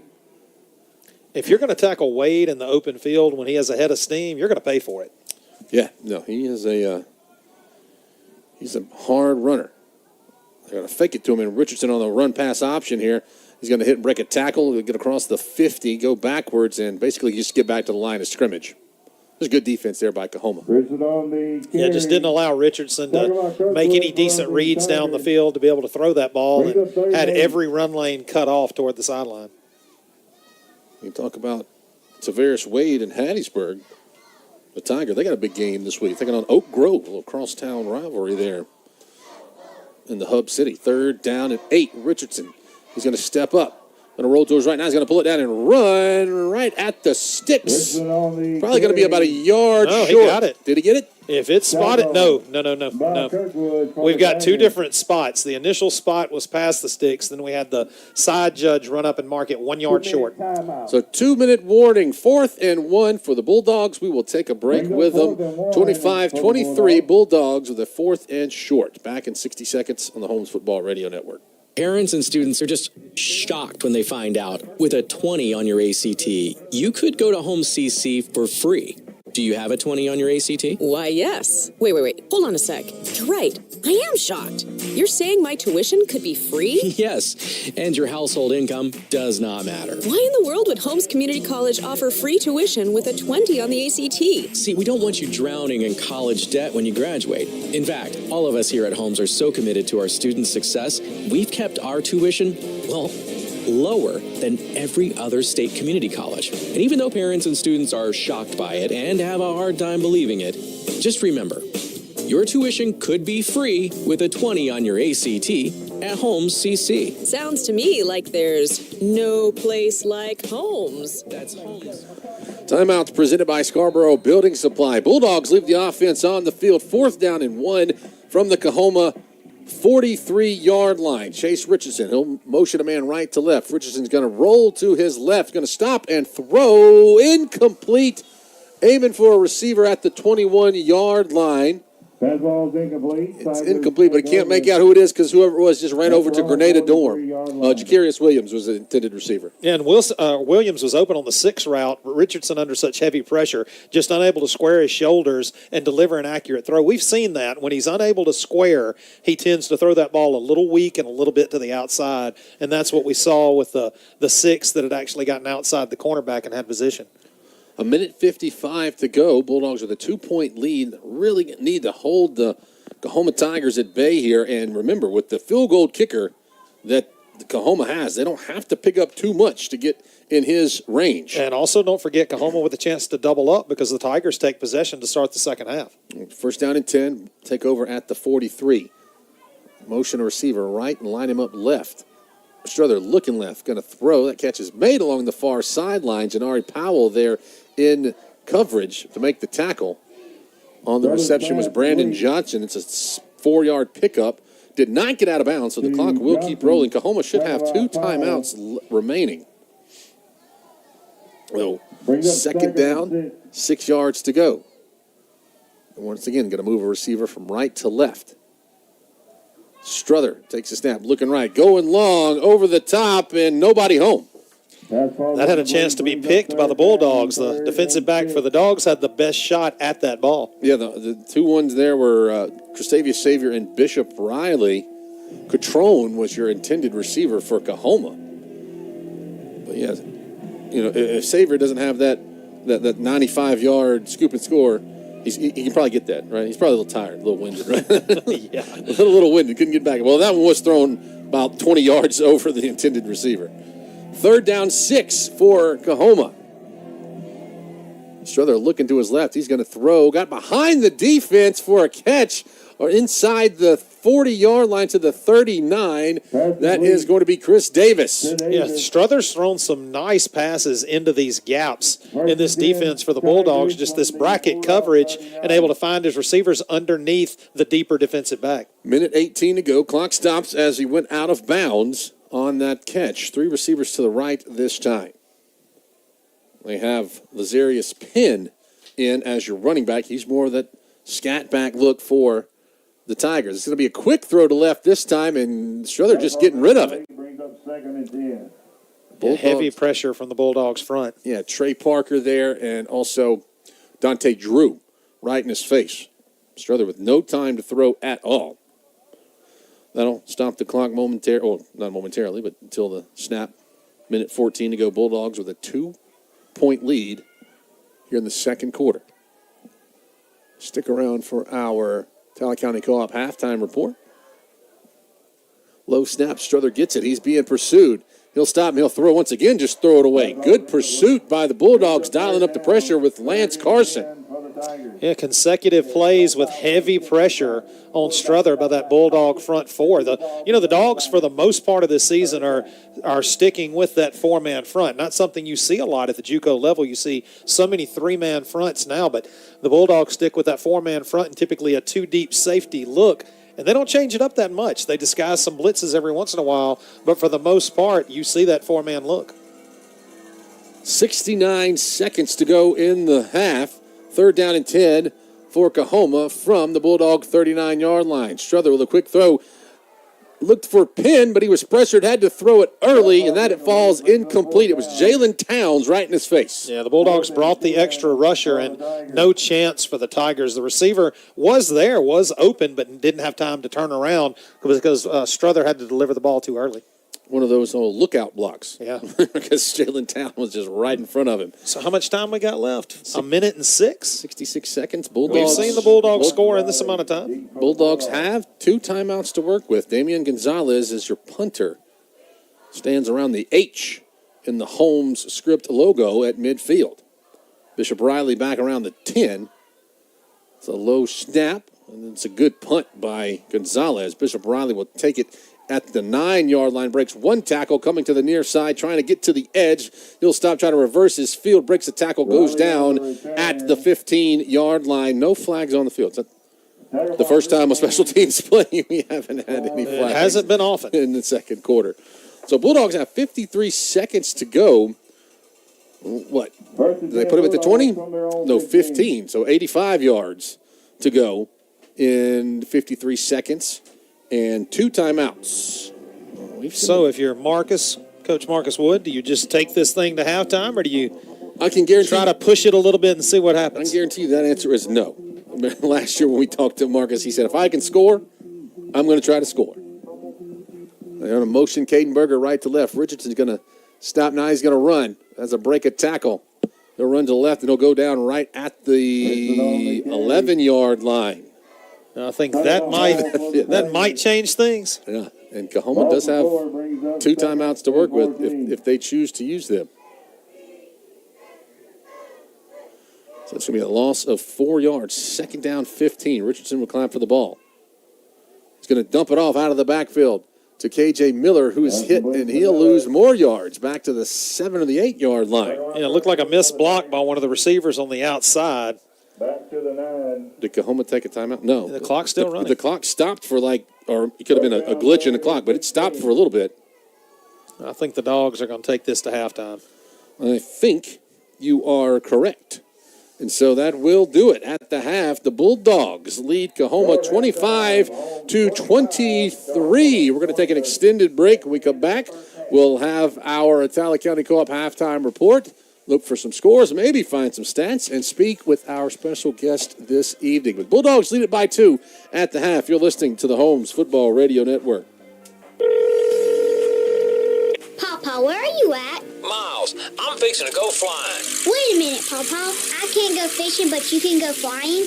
I guess you're right, Miles. If you can't go fishing, I can't go flying. We've got to get to selling some cars. And with rebates and discounts, never been better than today at Frank's Chevrolet GMC here in Kosciuszko. Shop us online at frankchevy.com. Or come see us on Highway 35 North. Tell them Miles sent you. All right, Miles, you can go fishing now. Papa, I got one and it's huge. Frank Chevrolet GMC, Highway 35 North in Kosciuszko. In the legal jungle, experience and personal attention are your best allies.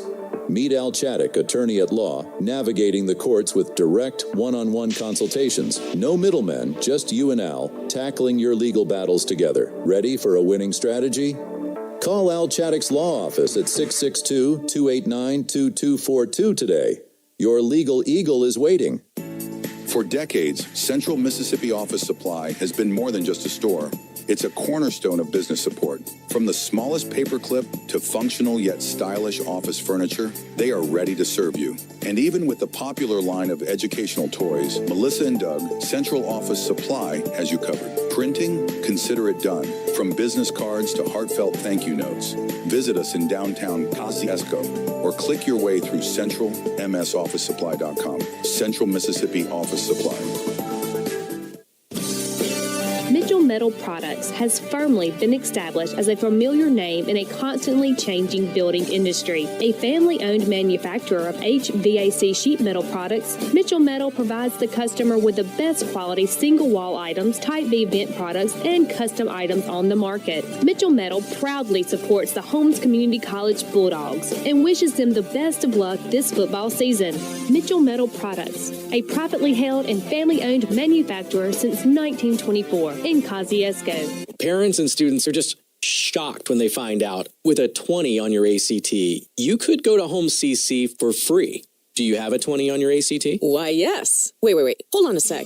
You're right. I am shocked. You're saying my tuition could be free? Yes, and your household income does not matter. Why in the world would Holmes Community College offer free tuition with a 20 on the ACT? See, we don't want you drowning in college debt when you graduate. In fact, all of us here at Holmes are so committed to our students' success, we've kept our tuition, lower than every other state community college. And even though parents and students are shocked by it and have a hard time believing it, just remember, your tuition could be free with a 20 on your ACT at Holmes CC. Sounds to me like there's no place like Holmes. That's Holmes Community College. IMC Fabrication is the fabrication unit of Ivy Mechanical. The average employee at IMC Fabrication in Kosciuszko has been there over 18 years and is dedicated to providing a safe work environment. Ivy Mechanical creates these projects virtually and fabricates them in Kosciuszko, shipping their products all over the Southeast. IMC Fabrication is actively detailing, fabricating, and building award-winning mechanical systems. These motivated and dedicated employees have helped build an Amazon distribution center, an electric hybrid battery facility in Georgia, facilities for the auto and aircraft industry, hospitals, and federal research complexes. IMC Fabrication is an equal opportunity employer. Feed, seed, clothing, decor, the everything you need store. Atala County Co-op. Atala County Co-op. Why drive when you can get some boots for a better price at the Atala County Co-op? Dan Post, Ariat, and Laredo. And while you're there, save big time with jeans and shirts by Carhartt, Ariat, and Wrangler. Feed, seed, clothing, decor, the everything you need store. Atala County Co-op. Atala County Co-op. Media Sports.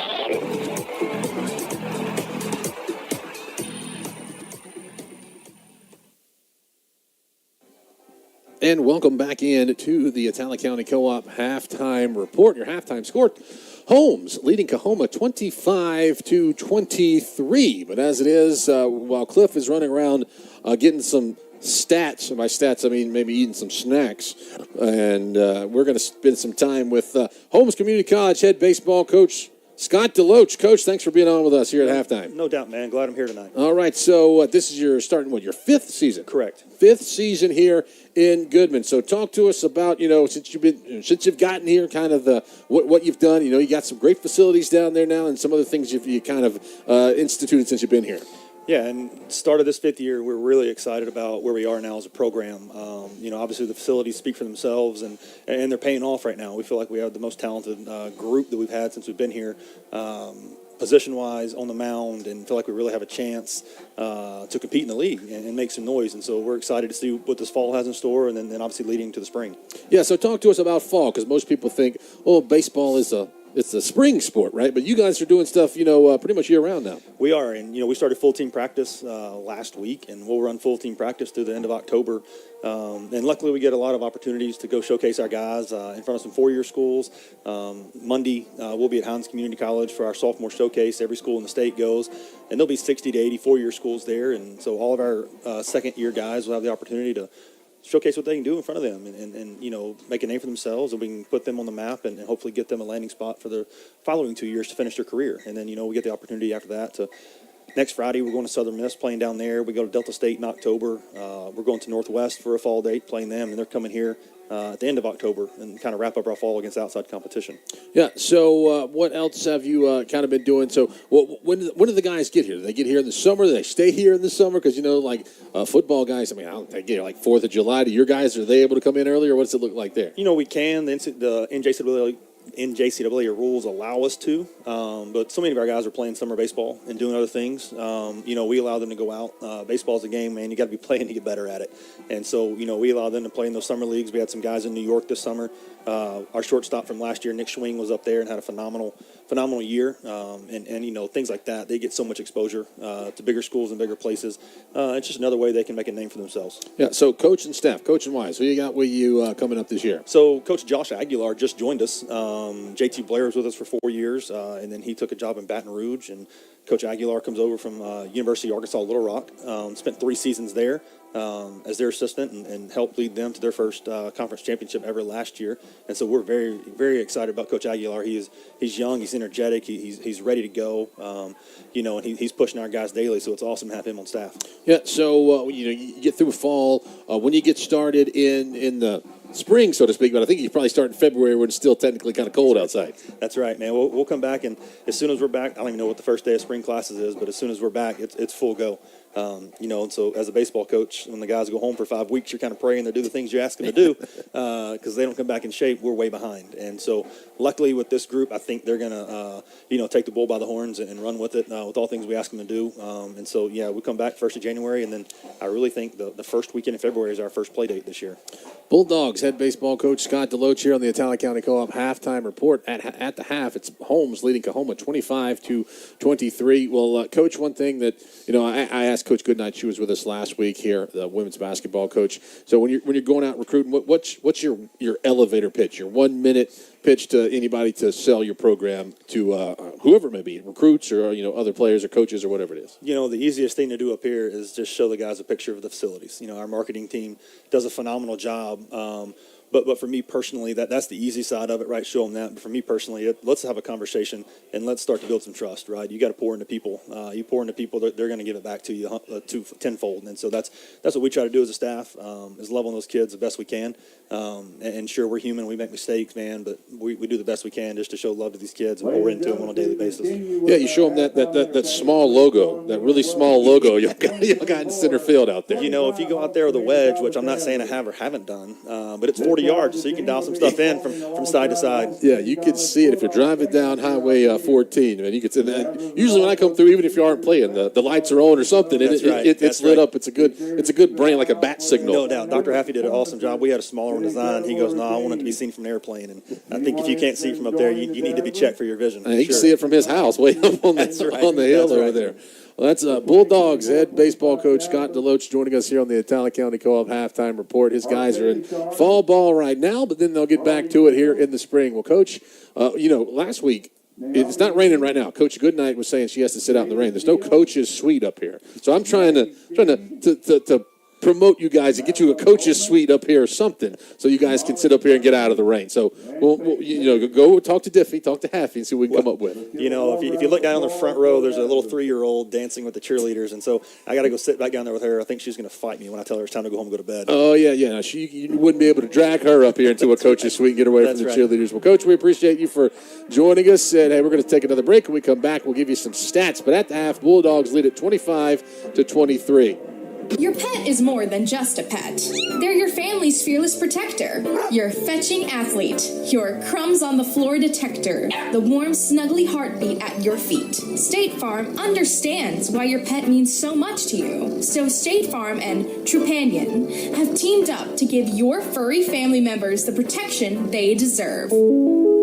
Pet medical insurance. It's another way State Farm is here to help life go right. Call State Farm agent Angel Alvin McDonald at 662-289-3161. Fall into new colors and style at Sullivan's. Discover our newly launched ladies department filled with the latest trends, from chic sandals and sneakers to cozy booties, and stylish dresses to flattering jeans. At Sullivan's, our shelves are adorned with top brands like Ivy Jane, Uncle Frank, and Hidden Jeans. Accessorized with hobo handbags and Kendra Scott jewelry. Plus, elevate your home with our beautiful fall decor. Exquisite candle lines by Sweet Grace and Tyler. Come visit us today and experience the charm of autumn fashion and decor. Sullivan's on Highway 12 in Kosciuszko.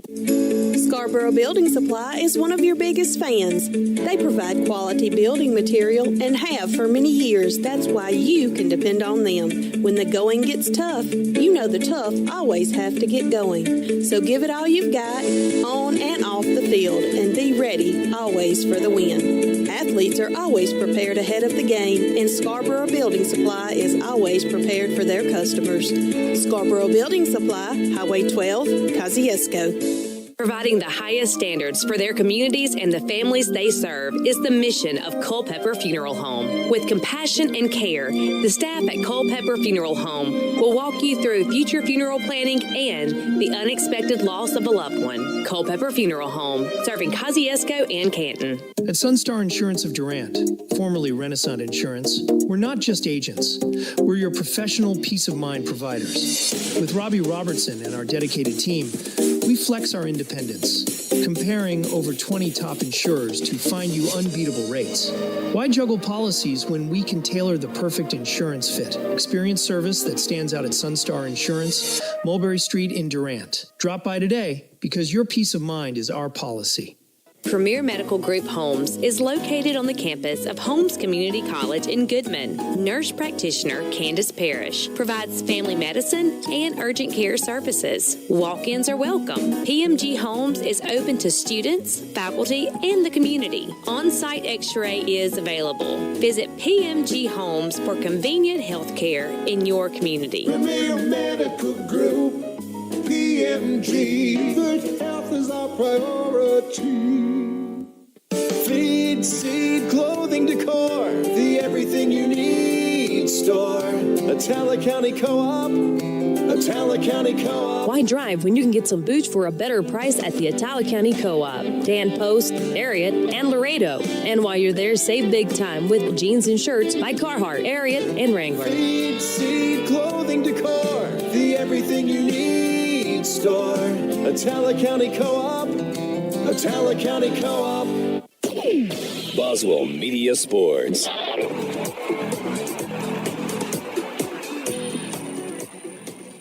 It's the Atala County Co-op halftime report. Bulldogs lead it by 2, 25-23 here at the intermission. We'll give you a couple of other scores from around the state. Not many games have made it to half yet, as the Bulldogs, this game and the Colin-Hines game were the only ones that started at 6:30.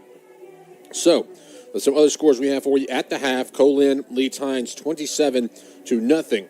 After one, Pearl River leads Southwest 14-7. In Fulton, Itawamba is up 6-0. That game is at the start of the second quarter. And the only other halftime score we have is a big one in the South Division. Two top 10 teams squaring off. You have Jones taking on Mississippi Gulf Coast. That's number 10 taking on number 5. And at the intermission, number 10, Jones, is up 10-7. A lot of close games around the state. No different here in Goodman at Rash Branch Stadium, where the Bulldogs did it 25-7. Give you a drive recap here as the COAHOMA actually got on the board first at the 12-minute mark. It was a 1-yard quarterback run from the quarterback Ashton Struther for COAHOMA. Kick was good. That made it 7-0. At the 8:52 mark, Bulldogs didn't waste any time. It was Richardson finding a wide-open Matthew Williams in the end zone on a 22-yard touchdown pass. That made it 7-7. And then at the 2:37 mark of the first quarter, Bulldogs scored again, where Richardson found Colton DeShazo on a 21-yard touchdown pass in the corner of the end zone. Kick was good. That made it 14-7. At the 1-minute mark of the first quarter, Bulldogs found a score again. It was a Chase Richardson 13-yard pass to Malcolm Boykin. Kick was no good. That made it 20-7. After that, it was the battle of, or I should say, the team exchanged field goals. In the second quarter, a 37-yard field goal by Damian Gonzalez made it 20-10. And then it was a 24-yard field goal by Andrew Merrill, made it 23-10. And next up, a 15-yard touchdown pass from Struther to Deshaun Catrone, made it 23-17. Next, it was a 49-yard touchdown pass from Ashton Struther to Brandon Johnson. However, the Bulldogs blocks the PAT. Then Christavius Savior picks up the loose ball and runs it about 85 yards for a 2-point conversion for the Bulldogs. And that's the difference in the game right now. Bulldogs leading at 25-23. And we'll welcome Cliff Barker back into the broadcast. And Cliff, looks like what we thought would, we thought, might be a little bit difference in the score. But as far as our keys to the game, special teams has played a big part in this contest. To me, it's been the tale of two quarters so far in this game. You had a first quarter that outside of the initial interception on the first possession and the quick score by COAHOMA, the first quarter was dominated by the Bulldogs offensively.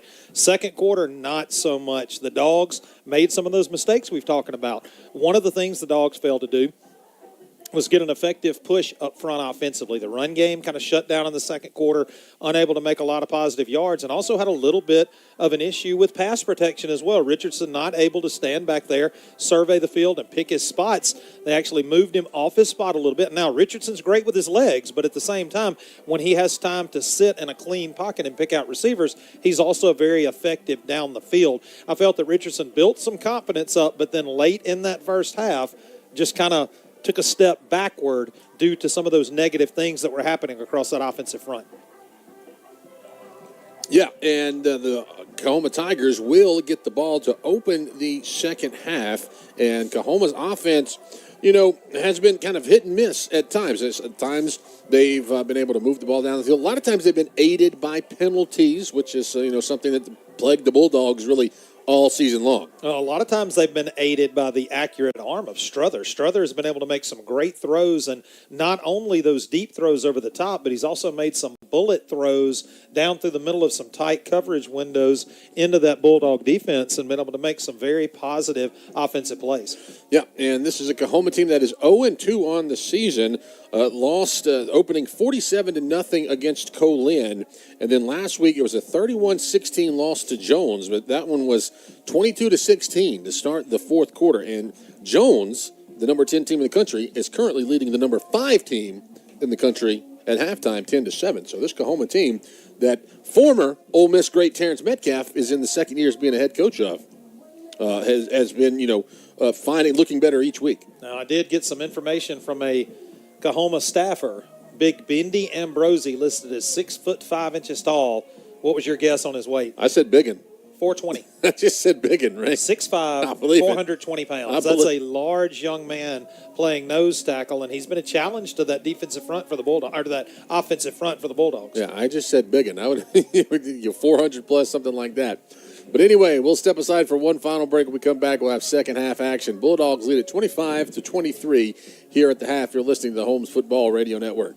IMC Fabrication is the fabrication unit of Ivy Mechanical. The average employee at IMC Fabrication in Kosciuszko has been there over 18 years and is dedicated to providing a safe work environment. Ivy Mechanical creates these projects virtually and fabricates them in Kosciuszko, shipping their products all over the Southeast. IMC Fabrication is actively detailing, fabricating, and building award-winning mechanical systems. These motivated and dedicated employees have helped build an Amazon distribution center, an electric hybrid battery facility in Georgia, facilities for the auto and aircraft industry, hospitals, and federal research complexes. IMC Fabrication is an equal opportunity employer. Boswell Media Sports.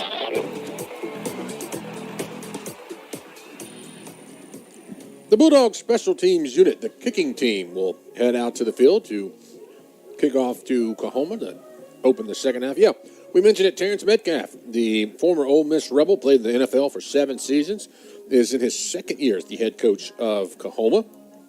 He is in the Mississippi Sports Hall of Fame and the Ole Miss Sports Hall of Fame. He was a player, they say. Oh, yeah, he was good. Really good there in Oxford. Important for the Dogs right here, key to the second half. A quick defensive stop and a quick score. I think that would set the tone for the rest of the ball game for the Dogs. COAHOMA has been dangerous on their return team, so Bulldog coverage unit going to have to bring its A game here as Dan Lindsay's kick will be taken at the 15-yard line. It goes down right at the 15, and the Bulldog coverage unit was there. But they're going to say the return man went down right at the 15 where he went down to get it. That is Taj Column. Yeah, and I was hoping that would be the case. It looked like he did go down to his knees at the 15-yard line and touch the ground. Yeah, it was one of those kind of close. You know, we're a little bit far away from seeing things like that. But the officials on the field have a little bit better look than we do. But it is a big break for the Bulldogs. And it will back up COAHOMA to their own 15-yard line, first down and 10. Ashton Struther brings his offense on the field. Important to see who his running back is. I believe that's Penn. So they go with the 1A, 1B, kind of like Holmes does. It's kind of running back by committee.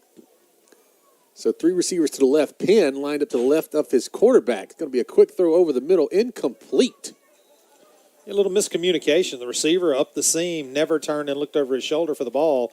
But that was pretty well covered by the Bulldogs. A lot more white jerseys around that ball intended for a COAHOMA receiver than there were maroon jerseys. E.J. Seacrest, the freshman from Terry, was in there on the coverage. But as you said, Cliff, it was just a quick throw. I don't think the receiver ever turned around. No, he did not. So second down, 10 yards to go. This time Penn will stand to the right of his quarterback with 3 receivers to the left. They fake it to Penn, little receiver screen on the outside. Bulldogs have it read pretty well. It'll be about 4, maybe 5 yards on the pickup on the far side. Seacrest and Towns on the tackle. It was Davis on the reception. Yeah, and credit Davis once again. The same thing we've seen all night for COAHOMA. Davis just kept those legs moving. He was hit for about a 1-yard gain and able to push the pile 4 yards downfield. Yeah, COAHOMA has those athletes where you just get them the ball and say, you know what, you go do you. Yeah, COAHOMA's got some players, without a doubt. Third down. Huge play here for the Bulldog defense. Third down, long 5 to go. Ball is just to the left of the 20. They got to get across the 25. Struther looking to his left. It's going to be a quick throw. Incomplete. Davis and Powell, or they kind of, I don't know if they tied up and ran into each other or something, but anyway, it's incomplete, and it'll be a punting situation. It appeared to me that there was a miscommunication. The receiver looked like he wanted to break down the field, maybe on a go route, and the quarterback threw behind him like he thought he was going to break off on a stick route or, something like that, some short route. But nonetheless, the Dogs have done step 1 of what they need to do. Now they need to convert this into quick points. So Gonzalez will stand back at his own 5-yard line. Bishop Riley for the Bulldogs at the COAHOMA 40. There's a flag. It's going to be false or a procedure against COAHOMA. Post start. No. Kicking team, number 34. 5-yard penalty. 4th down. Yeah, so that was big because if that goes against the Bulldogs, it would have been close to a first down. As I said, it was a long 5, but it's going to back it up. Now Gonzalez is going to stand along the goal line. That'll bring Bishop Riley up to midfield. He does have a punt return for a touchdown. Bulldogs look like they're bringing pressure. This time Gonzalez gets an end-over-end kick that Bishop Riley will take at the 48-yard line. He'll cut through a few defenders, cross the 40 to the 36-yard line. So here comes another flag in after the play. As of now, the ball spotted at the 36-yard line. Let's see what the flag is. Yeah, so that one came from from one of the back judges behind the play. Looks like it's going to go against COAHOMA. Personal foul, face mask, kicking team, number 2, 15-yard penalty. First down. So that gives the Bulldogs even better field position. The Bulldogs are going to start this drive on the edge of the red zone, about 1 yard away. Right at the 21-yard line. Chase Richardson will be your quarterback. Silas Henson getting his first reps in the ballgame as a receiver here along the near side. It's a give to K.J. Miller running right up the middle, lowers his shoulder, gets across the 20. It'll be a 3-yard pickup. Miller running right at the big man. They give him only 2 yards. Cliff, we did get confirmation on the size of that big nose guard. We'll give you that here momentarily. Chase Richardson takes a snap. Not a lot to do. Now he's going to have to stop and throw. It's tipped and incomplete. Yeah, just good coverage there. Good pursuit by the defense. That's all incomplete. So it'll be third down and 8. An update from Fulton at the half. East Central and Itawamba tied up at 6. Third down. Yeah. No intentional grounding there. You heard the announcer or the referee tell you the ball was tipped on the throw. 4 wide look, third down, 8 yards to go for a first down. Ball is at the 9-yard line as Richardson will get a new play. 2 receivers to the right are Purnell and DeShazo. Line up to the left, Jacarius Williams and Silas Henson. Richardson going to drop the throw. Looking over the middle, or I should say on the left side, it's Henson who makes the catch right at the line to gain. Does he have enough? I think he's going to be about a half a yard short. Catch made by Henson. Well, a good catch by Henson. Bulldogs go quickly here.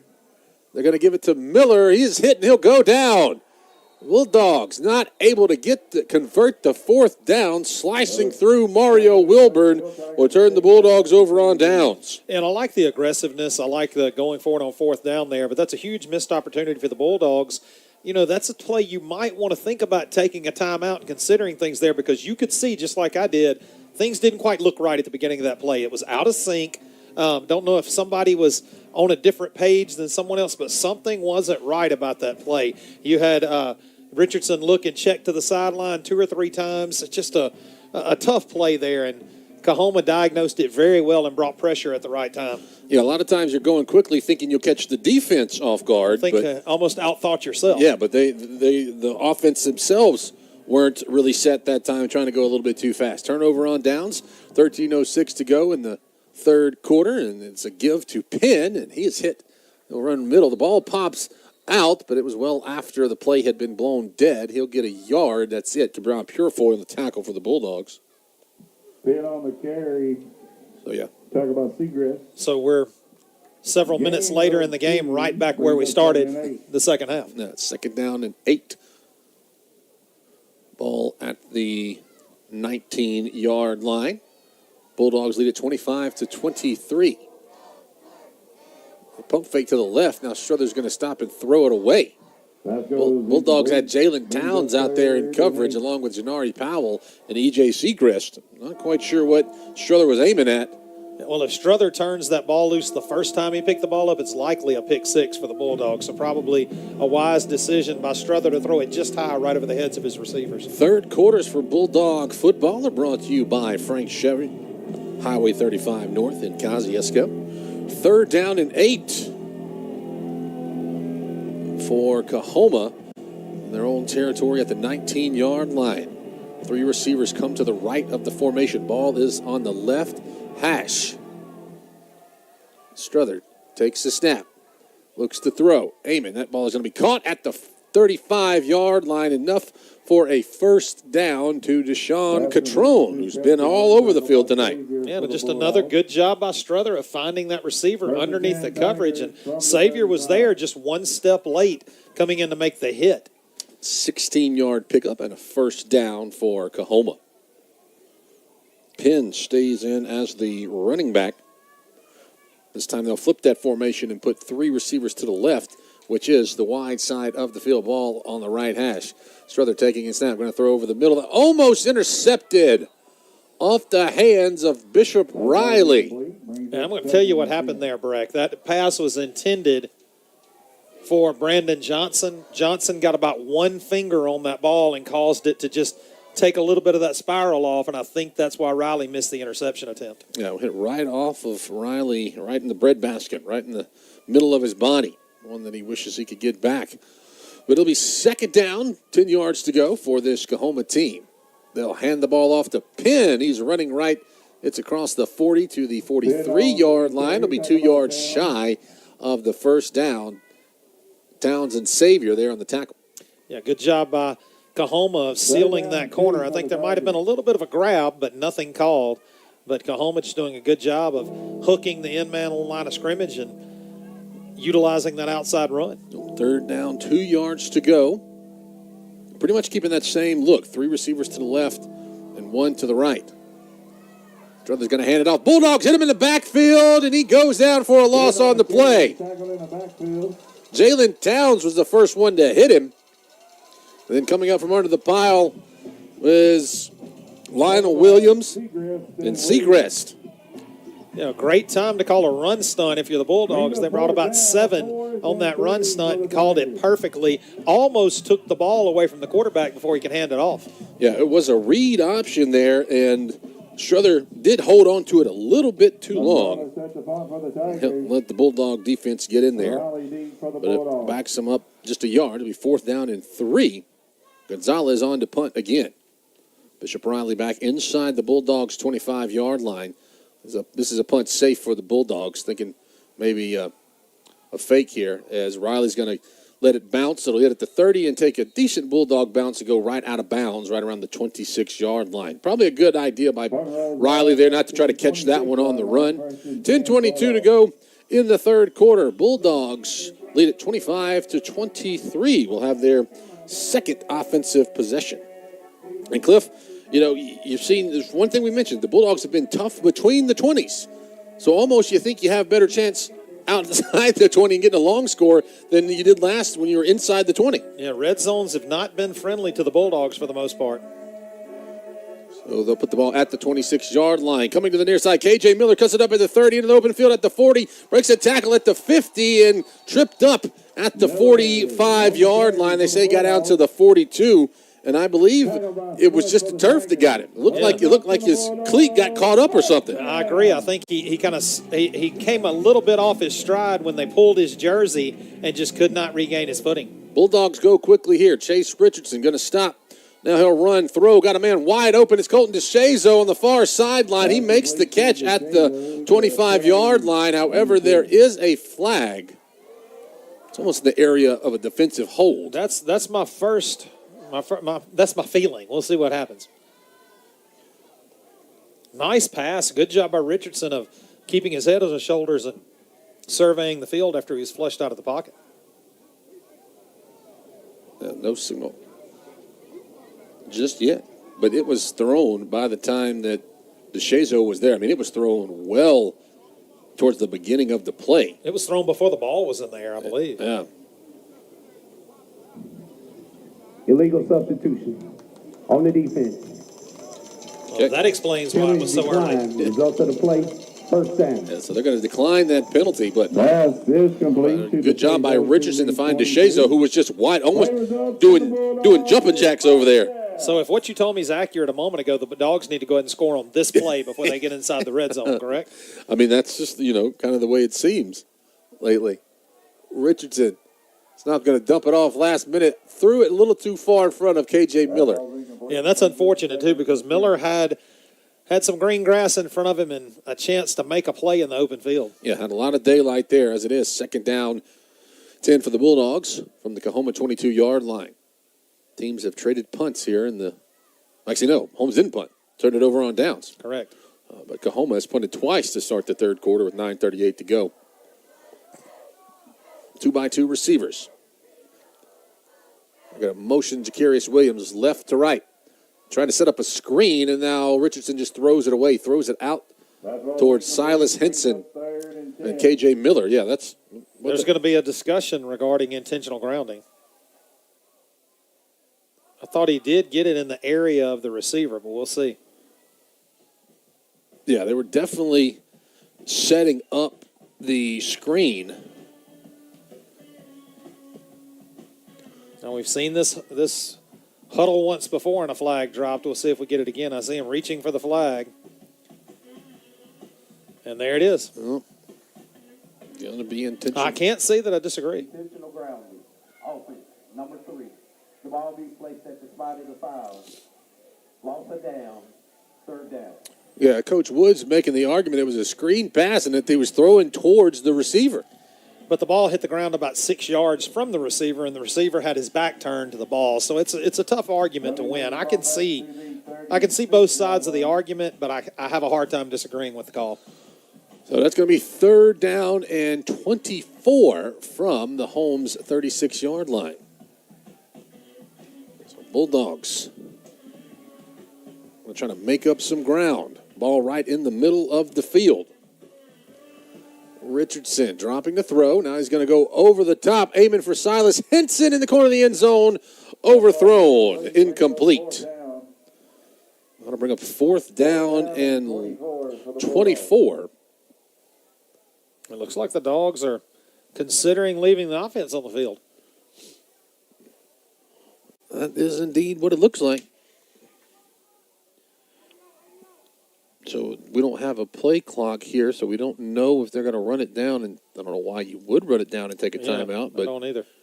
Looks to be or if they're going to take a delay of game, maybe back it up a little bit. Give you the room for the punter. But the only thing I think you could do. Yeah, Coach Wood has his headset off.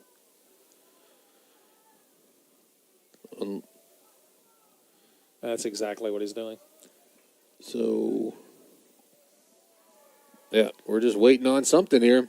Bulldogs going to play field position a little bit. Defense has played much better here in the third quarter than what we saw in the second quarter. Yep. There's the delay of game. We'll back them up 5 yards. And the punt team will come out. Delay of game. Offense, number 3. That penalty is declined. 4th down. A little gamesmanship here from Coach Metcalf and the COAHOMA Tigers, but Andrew Merrill will stand right around midfield, right around the 48-yard line in Holmes territory. It's a low snap. Luckily, no one's coming for it. It's going to be off the side of his foot. It hits and takes a good Holmes bounce from the 30 down inside the 20 to the 15-yard line. Bulldogs are saying that someone touched it for for COAHOMA. Pick it up and run. First down at the 16-yard line. But don't think they're going to get the call there. But you can't advance a muff punt anyway. So, yeah, it came close to hitting about 3 COAHOMA Tigers there. So considering yeah.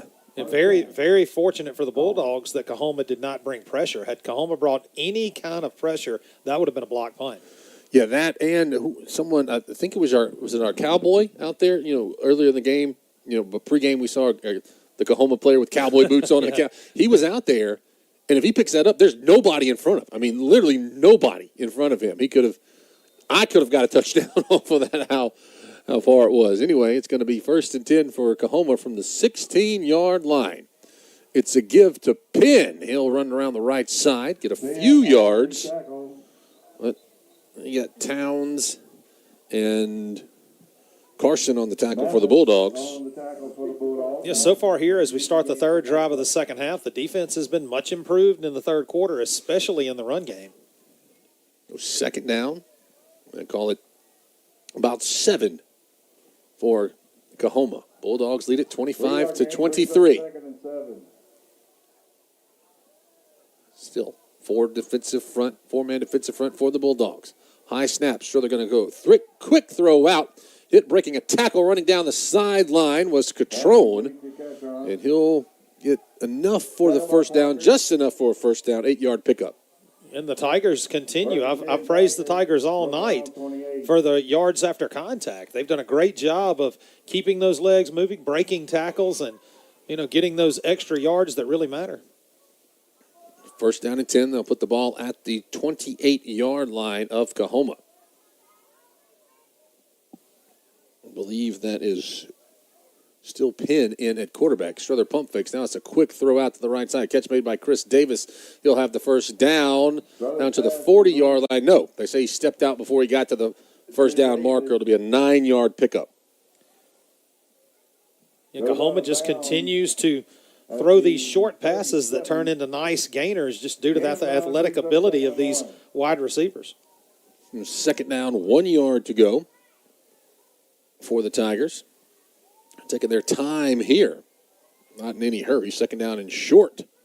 A dangerous position to be in for a defense.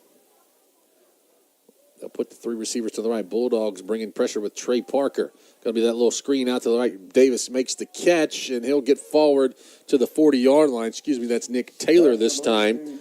That gets enough for a first down. Yeah, great play call by COAHOMA with the blitz coming for the Bulldogs. Bulldogs brought 2 extra blitzers and 2 extra rushers, and COAHOMA just did a good job on the screen. They say he didn't quite make it back to the 40, so it's on the 39.5-yard line.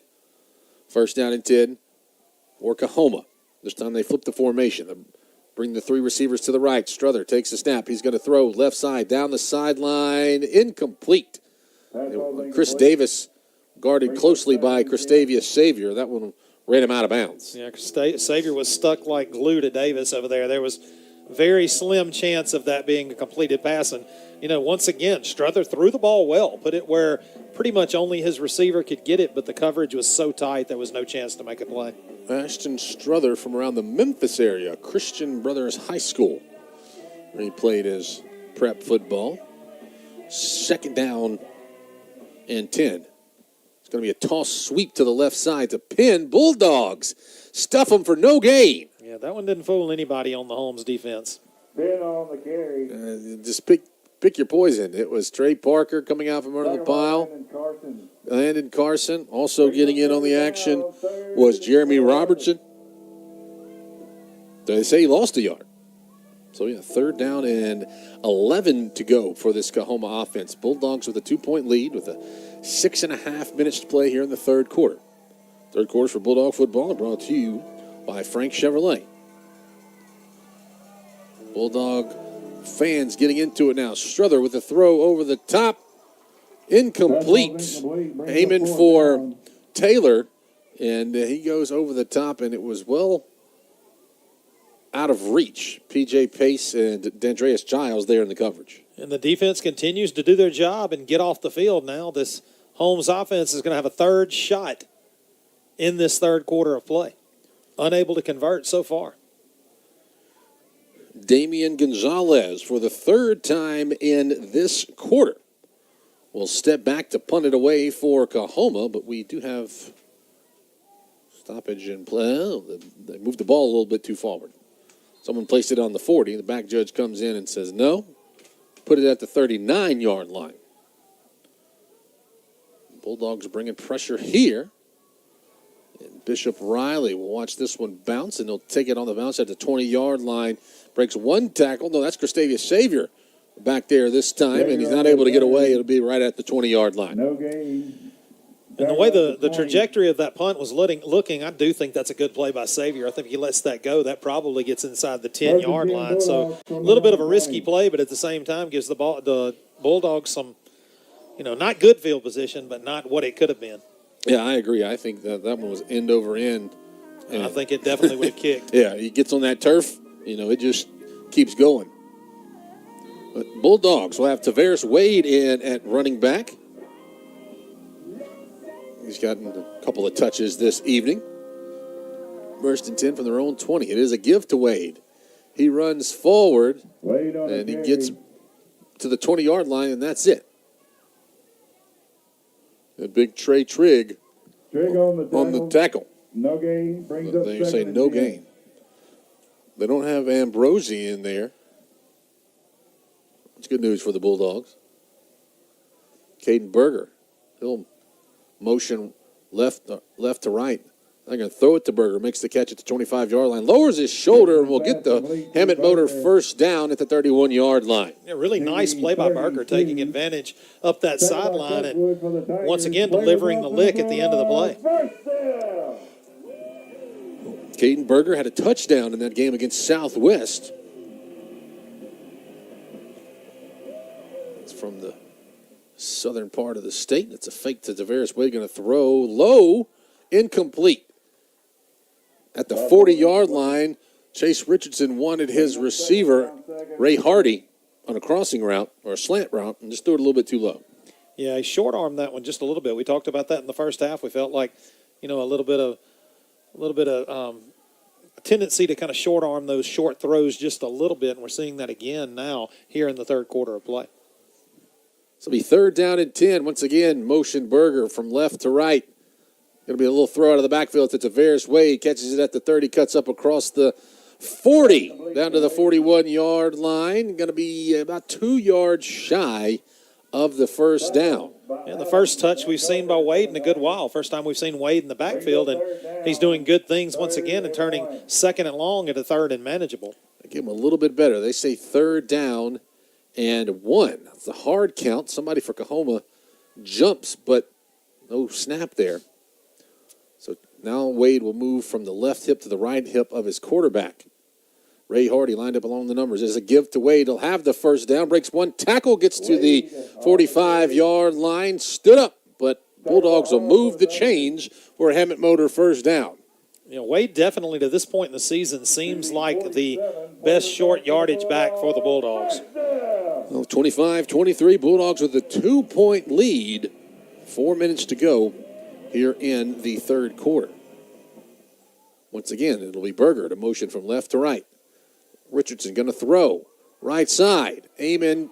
It is caught on the far sideline by B.J. Johnson, and he goes out of bounds at the 26-yard line. And what a play by B.J. Johnson. Didn't make any contact with the defender, but actually reached over the defender's head to catch that ball. It's a 27-yard pickup for the Bulldogs. And they'll go quickly here. Caden Berger lined up on the left. Richardson going to stop, going to throw. Catch made right in the middle of the field by Berger at the 20. He is upended at the 15-yard line or the 16-yard line. First down. Hammett Motor first down. Berger making big plays this drive. He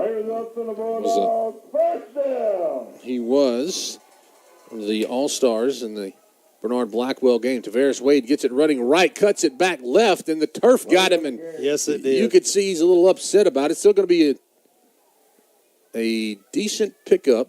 No. Now, if it looked the same to you as it did to me, nobody was in front of Wade. Yeah. They only say about a 3-yard pickup. I thought it was a little bit better than that. About 2.5 minutes to go here in the third quarter. Bulldogs trying to put the first points on the board of the second half. They're going to motion Malcolm Boykin. Richardson looking to throw wide open in the back of the end zone is Berger. They say incomplete. Berger's arguing. I thought he was clearly inbound. Yeah, I did too. I didn't think there was any question. Yeah. Unless he didn't give the bobble signal. I don't know. That's the only thing I could think of was that if he bobbled it. Don't you wish the video board was working? Yeah. I'd love to see a replay. I thought Berger, I had no doubt in my mind that was a touchdown. Same. As I said, normally if it's a bobble, I didn't have possession, they would give that signal. But he said he was just out of bounds completely. Didn't get his foot in. I did not see that. I didn't either. 3rd down and 7. Richardson stops. Now he's going to throw to no one. Out on the right side, Malcolm Boykin and Tavares Wade, the only 2 receivers in the area. I'm still thinking about the touchdown play. I'd love to see that again. Yeah, I'm with you. I thought he was a step in bounds. I thought clearly he was in bounds. As it is, the Bulldogs are going to come out and attempt a 30-yard field goal. Andrew Merrill right in the middle of the field. Out of the hold of Charlie Fair. It's a good snap. The kick is up. It's in. It's through. Bulldogs extend their lead 28-23. So we'll step aside for a quick break. When we return, more Bulldogs football here on the Holmes Football Radio Network. Your pet is more than just a pet. They're your family's fearless protector, your fetching athlete, your crumbs on the floor detector, the warm, snuggly heartbeat at your feet. State Farm understands why your pet means so much to you. So State Farm and Trupanion have teamed up to give your furry family members the protection they deserve. Pet medical insurance. It's another way State Farm is here to help life go right. Call State Farm agent Angel Alvin McDonald at 662-289-3161. At Hammett Motor Company in Durant, find a vehicle that turns heads and fits budgets. Choose from our wide selection of new and pre-owned cars and trucks, all primed for your next adventure. Plus, with our full-service collision center, tire shop, and AC repair services manned by experts with over 100 years of combined experience, your vehicle is in the best hands. Trusted, tested, and true. Hammett's repairs come with a lifetime guarantee as long as you own your vehicle. Drive with confidence and pride. Experience the difference at Hammett Motor Company. Boswell Media Sports. Dan Lindsay's kick taken by Lazarius Penn around the 20-yard line. He'll run across and then up to the hash marks and be taken off his feet at the 35-yard line. Bulldogs extend their lead 28-23 with a 30-yard field goal by Andrew Merrill. It's his second field goal of the evening. Once again, Cliff, the Bulldogs able to get down into close to the red zone, but just having those stalling issues when they get down there. Yeah, had a really big opportunity at a touchdown over in the near corner of the end zone, unable to convert, but it was a kick that was true on the field goal.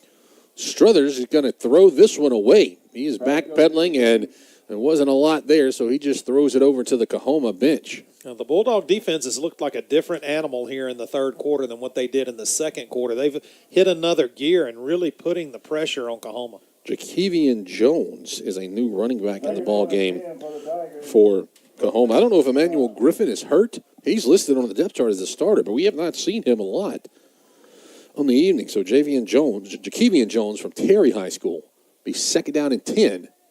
And this time it is Jones who gets it, breaks it, cuts over a defender in the open field at the 50, down across the 30, down to the 25-yard line. Finally getting him down was Bishop Riley. And the Bulldogs had a chance, but the defender went for the quarterback on the read. Exactly. A free rusher came through the line of scrimmage, but chose to go after the quarterback and let the running back go free. I guess it was a good fake in the backfield. Yeah, so Jakevian Jones, and he jumped over somebody about 3 yards. They just leapt over him. They were laying on the ground. Down to the 25-yard line of Holmes. Wouldn't be surprised if we see Jones get the ball again. That's exactly what they do here. He hits the left side. He's just bulldozing people. We'll have a pickup of 8 yards on first down to the 18. Just carrying Bulldog defenders down the field. Jones is a little bit more like your standard built running back, similar to what Holmes does. They have the scat back and then they have the bigger bodied running backs. So Jones is built a little bit bigger. They have him listed at 6 feet. No weights, right? No weights on our I would wager he's over 200 pounds. Yeah, he's definitely over 200. We second down, 3 yards to go. Under a minute to play here, third quarter. But COAHOMA inside the red zone. Struther takes a snap, dancing around. He's going to roll to his left. He'll just stop and pull it down. He's run out of bounds, and he'll lose a couple of yards. As a penalty flag, I would guess that's going to be a hold. I would think it would have to be. I didn't see any kind of. Here we go. Holding. Offense, number 77, 10-yard penalty. Second down. Yeah, he had the hold right there. He was coming off that left edge. If he doesn't hold, then that rusher, whoever it is on the defensive line for the Bulldogs, has Struther, dead to rights in the backfield. Yeah, you are correct. When the Bulldogs are on offense in the second half, the name we haven't called out recently is Matthew Williams. I wonder if we'll see Williams. He had a big first half. Yeah, a I wonder touchdown. if we'll see the Dogs get him involved in this passing game in the second half. Yeah, had a touchdown and then almost another touchdown on the one right at the pylon. Bulldogs have had a number of touchdown passes tonight that have been called out of bounds. The second down and 13 after the holding penalty puts the ball back at the 28-yard line. Strother with a quick throw. This time the Bulldogs have it covered well. It's only going to be about a 4 or 5 yard pickup to Chris Davis. Janari Powell in there on the coverage. Yeah, Davis was on a knee when he caught the ball, so he would have been down at the spot regardless. Third down, about 7 yards to go for a first down for COAHOMA, and they're going to let the quarter in after 3 quarters of play. Bulldogs with a 28-23 lead. We're back in 60 seconds here on the Holmes Football Radio Network. Papa, where are you at? Miles, I'm fixing to go flying. Wait a minute, Papa. I can't go fishing, but you can go flying? I guess you're right, Miles. If you can't go fishing, I can't go flying. We've got to get to selling some cars. And with rebates and discounts, never been better than today at Frank's Chevrolet GMC here in Kosciuszko. Shop us online at frankchevy.com. Or come see us on Highway 35 North. Tell them Miles sent you. All right, Miles, you can go fishing now. Papa, I got one and it's huge. Frank Chevrolet GMC, Highway 35 North in Kosciuszko. Howell and Heggie has been serving our area since 1926. We pride ourselves in friendly and efficient service for your prescription needs. Download our app for easy refills. We also have everything you need for that perfect gift. Home decor, clothing, jewelry, and all of your favorite brands. Caroline Hill, Burlebo, Sweet Grace, Brewmate, Jennifer Timms, and that famous Sizemore sauce. Don't forget to follow us on social media. That's Howell and Heggie in Durant, a drugstore, and so much more. Go Dogs! Boswell Media Sports.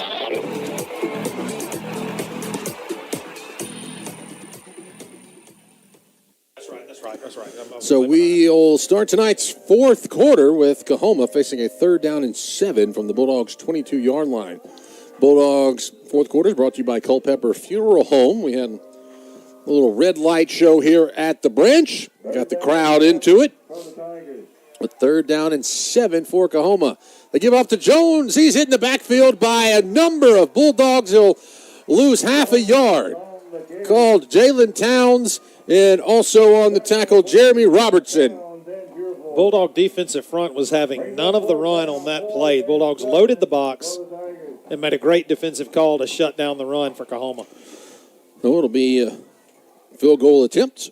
40-yarder. From the talented Damian Gonzalez, who set a record last week at COAHOMA.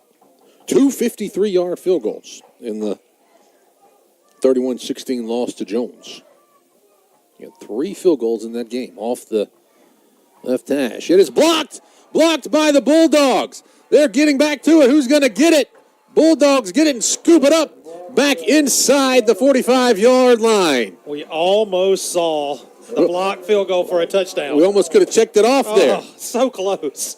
So close. Whichever Bulldog that was at the first shot at it, if he could have scooped it clean. It was Janari Powell and P.J. Pace. So close. Both right there together. Didn't quite see who made the block. Well, it's another one of the things we'll have to get maybe in the post-game stat wrap-up. But that's big because we know the leg that Gonzalez has. He can make that. But that keeps it a 5-point lead for the Bulldogs. 28-23. Richardson. He is hit and goes down right at midfield. Delayed blitz by Jarrell Goodlow from Huntsville, Alabama. Yeah, big step backward for the Dogs into their own territory. Yeah. And now Goodlow's going to go down. Brings up 2nd down and 18. Right around the S of the Holmes logo. Yeah, just a delayed blitz right there. Looks like a cramp for Goodlow. It is. Must have put a little too much effort into that delayed blitz. It's a loss of 8 back to the 49-yard line. So 2nd down and 18. Bulldogs with already tonight a blocked PAT and a blocked field goal. The PAT was returned for a 2-point conversion, yeah. We were talking in the first half that we needed the checkoff, right? About how many ways the Bulldogs can score. And I cannot begin to explain to you just how close it was. Just how close. Yeah, they couldn't get the clean scoop. No, if you make the clean scoop, he is not getting caught. Yeah, as I said, the ones that were closest to it, Janari Powell and P.J. Pace. Update for you from the big game in the South, 2 top 10 teams. Gulf Coast and Jones. Give it to you after this play from the Bulldogs. Richardson going to throw over the middle behind or at the feet of his intended receiver at the 40-yard line. Malcolm Boykin was the intended target. And once again, just feels like Richardson's a little bit timid with his throws. If he could just let that go, I think he's on time. If he just releases the ball, I almost feel like he's just a little bit hesitant right now. Excuse me, that was Andre Coleman, who was the intended receiver.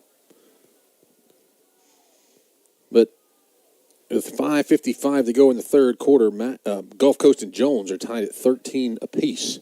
Third down and long for the Bulldogs. Chase Richardson going to stop, throw. That is Williams, who had his hands on it, but great separation by the defense for COAHOMA. Marco Tyson just knocked it away. And Tyson played it perfectly. The ball was extended up in the air in the hands of the receiver, and he just came in from behind and put a big paw right on the ball and knocked it loose. Andrew Merrill out to punt for the Bulldogs. And can't quite make out the number of who's back to receive. I believe it's Taylor. Now they're going to send another guy back. 2 return men as the punt goes off the right side of the foot. It'll hit at the 24-yard line, roll out of bounds right around the 20, right at the 20. And I'm going to tell you, the former special teams coach in me is seeing right now that COAHOMA is absolutely begging for a fake punt. They're bailing out like nobody's business as soon as the ball is snapped. If Holmes decided they wanted to try a fake punt against COAHOMA, it would be a huge play. Oh, it would have to be another one of those special teams plays that Holmes has been coming up with this evening. But as it stands right now, it's still a 28-23 ball game.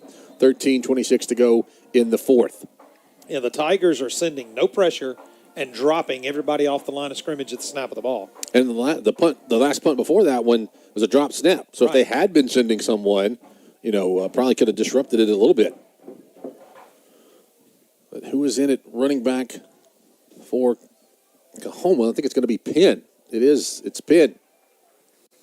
Struther takes a snap, going to throw down the left sideline, out of bounds, incomplete at the 50-yard line, aiming for Chris Davis, but Xavier had him step for step, but the ball was well overthrown. This is that second half where it almost seems like offense is optional. Yeah. Not much going on offensively for either team in this second half of play. Either team. The only points put on the board in the second half so far, the 30-yard field goal for Holmes by Andrew Merrill. That's got us to our 28-23 score that we have right now. It's second down, 10. 3 receivers to the right. This time Penn will stand beside his quarterback on the left. Struther's going to look, going to lob one over the shoulder of Davis. Once again, incomplete.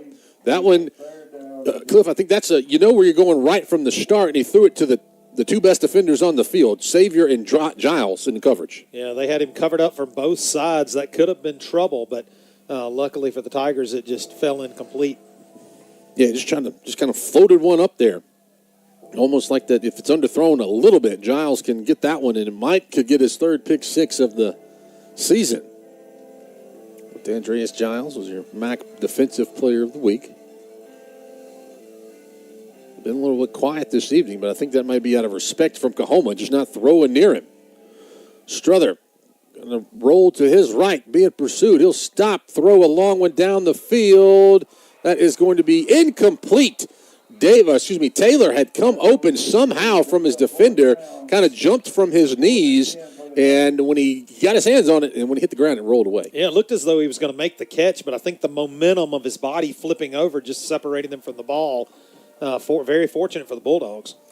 Yeah, credit Struther on that one. I mean, you've mentioned it all night. He's he can throw the ball. He can. He's got a cannon. Yeah, he stopped that one. But yeah, as you mentioned, it kind of the momentum when he hit the ground rolling, ball came out. Well, back and forth we go. As offense stalls. That's another punting situation. Bishop Riley is back in to return this punt. Not sure what Christavius Saver was doing last time, but Bulldogs look like they might be bringing pressure up the middle. And the Bulldogs will be interfered with on the punt attempt. Yeah.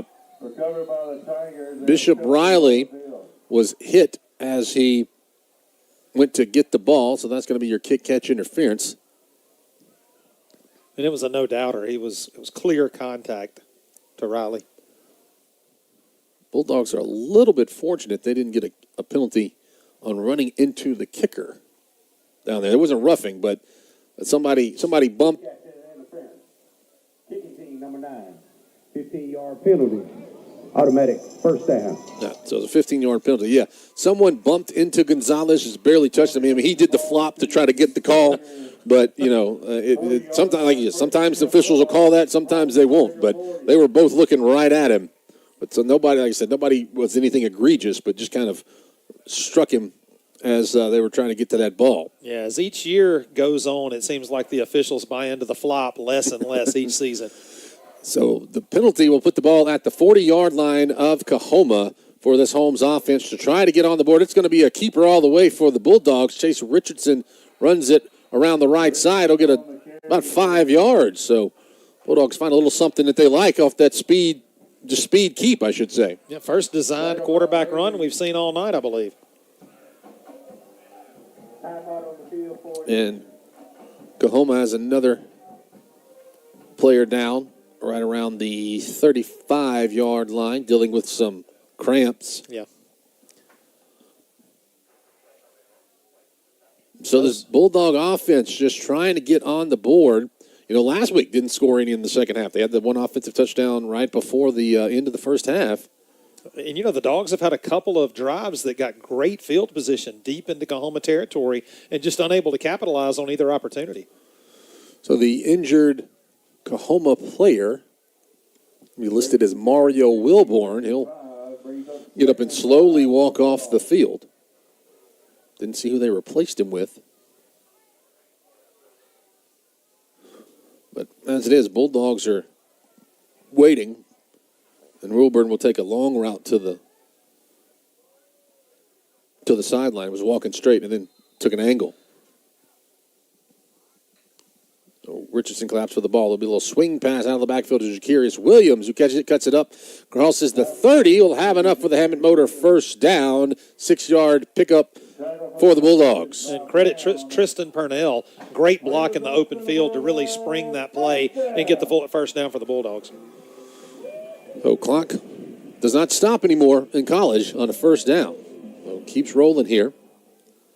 Richardson hands off to Tavares Wade, runs left, he runs up the hash marks, lowers the boom inside the 20 down to the 19-yard line. 11-yard pickup, Hammett Motor, first down.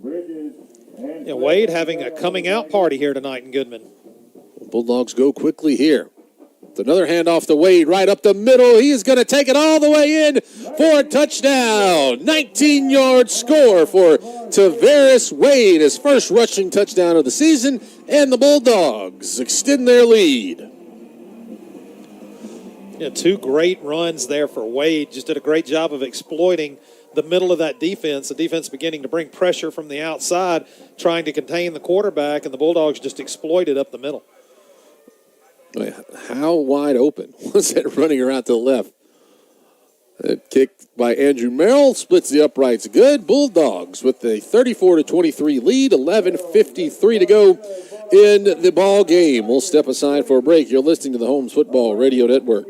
At Sunstar Insurance of Durant, formerly Renaissance Insurance, we're not just agents. We're your professional peace of mind providers. With Robbie Robertson and our dedicated team, we flex our independence, comparing over 20 top insurers to find you unbeatable rates. Why juggle policies when we can tailor the perfect insurance fit? Experience service that stands out at Sunstar Insurance, Mulberry Street in Durant. Drop by today because your peace of mind is our policy.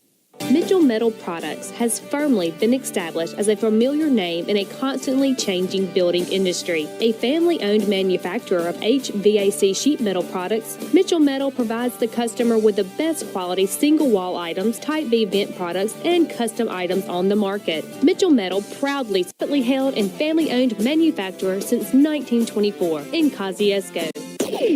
Boswell Media Sports. Dan Lindsay's kick taken by Deshaun Catrone right around the 15-yard line, runs to the middle of the field and taken off his feet right before he gets to the 25. They'll put it down at the 24-yard line. But the Bulldogs extend the lead 35-23 on a 19-yard touchdown run by Tavares Wade. And out of nowhere, the Bulldogs got the power run game going. Yeah, no, they did. And Wade, he's had a big game all night. He's kind of had some catches and different things like that, kind of turned into what you would call the power back or the every down back for this Holmes offense. But that time, boy, it opened up. Looked like the Red Sea. It's been a positive addition to this offense here in Game 3. It's a handoff. Bulldogs catch him in the backfield. They say the ball popped free. Bulldogs recover. On the recovery for the Bulldogs was Lionel Williams.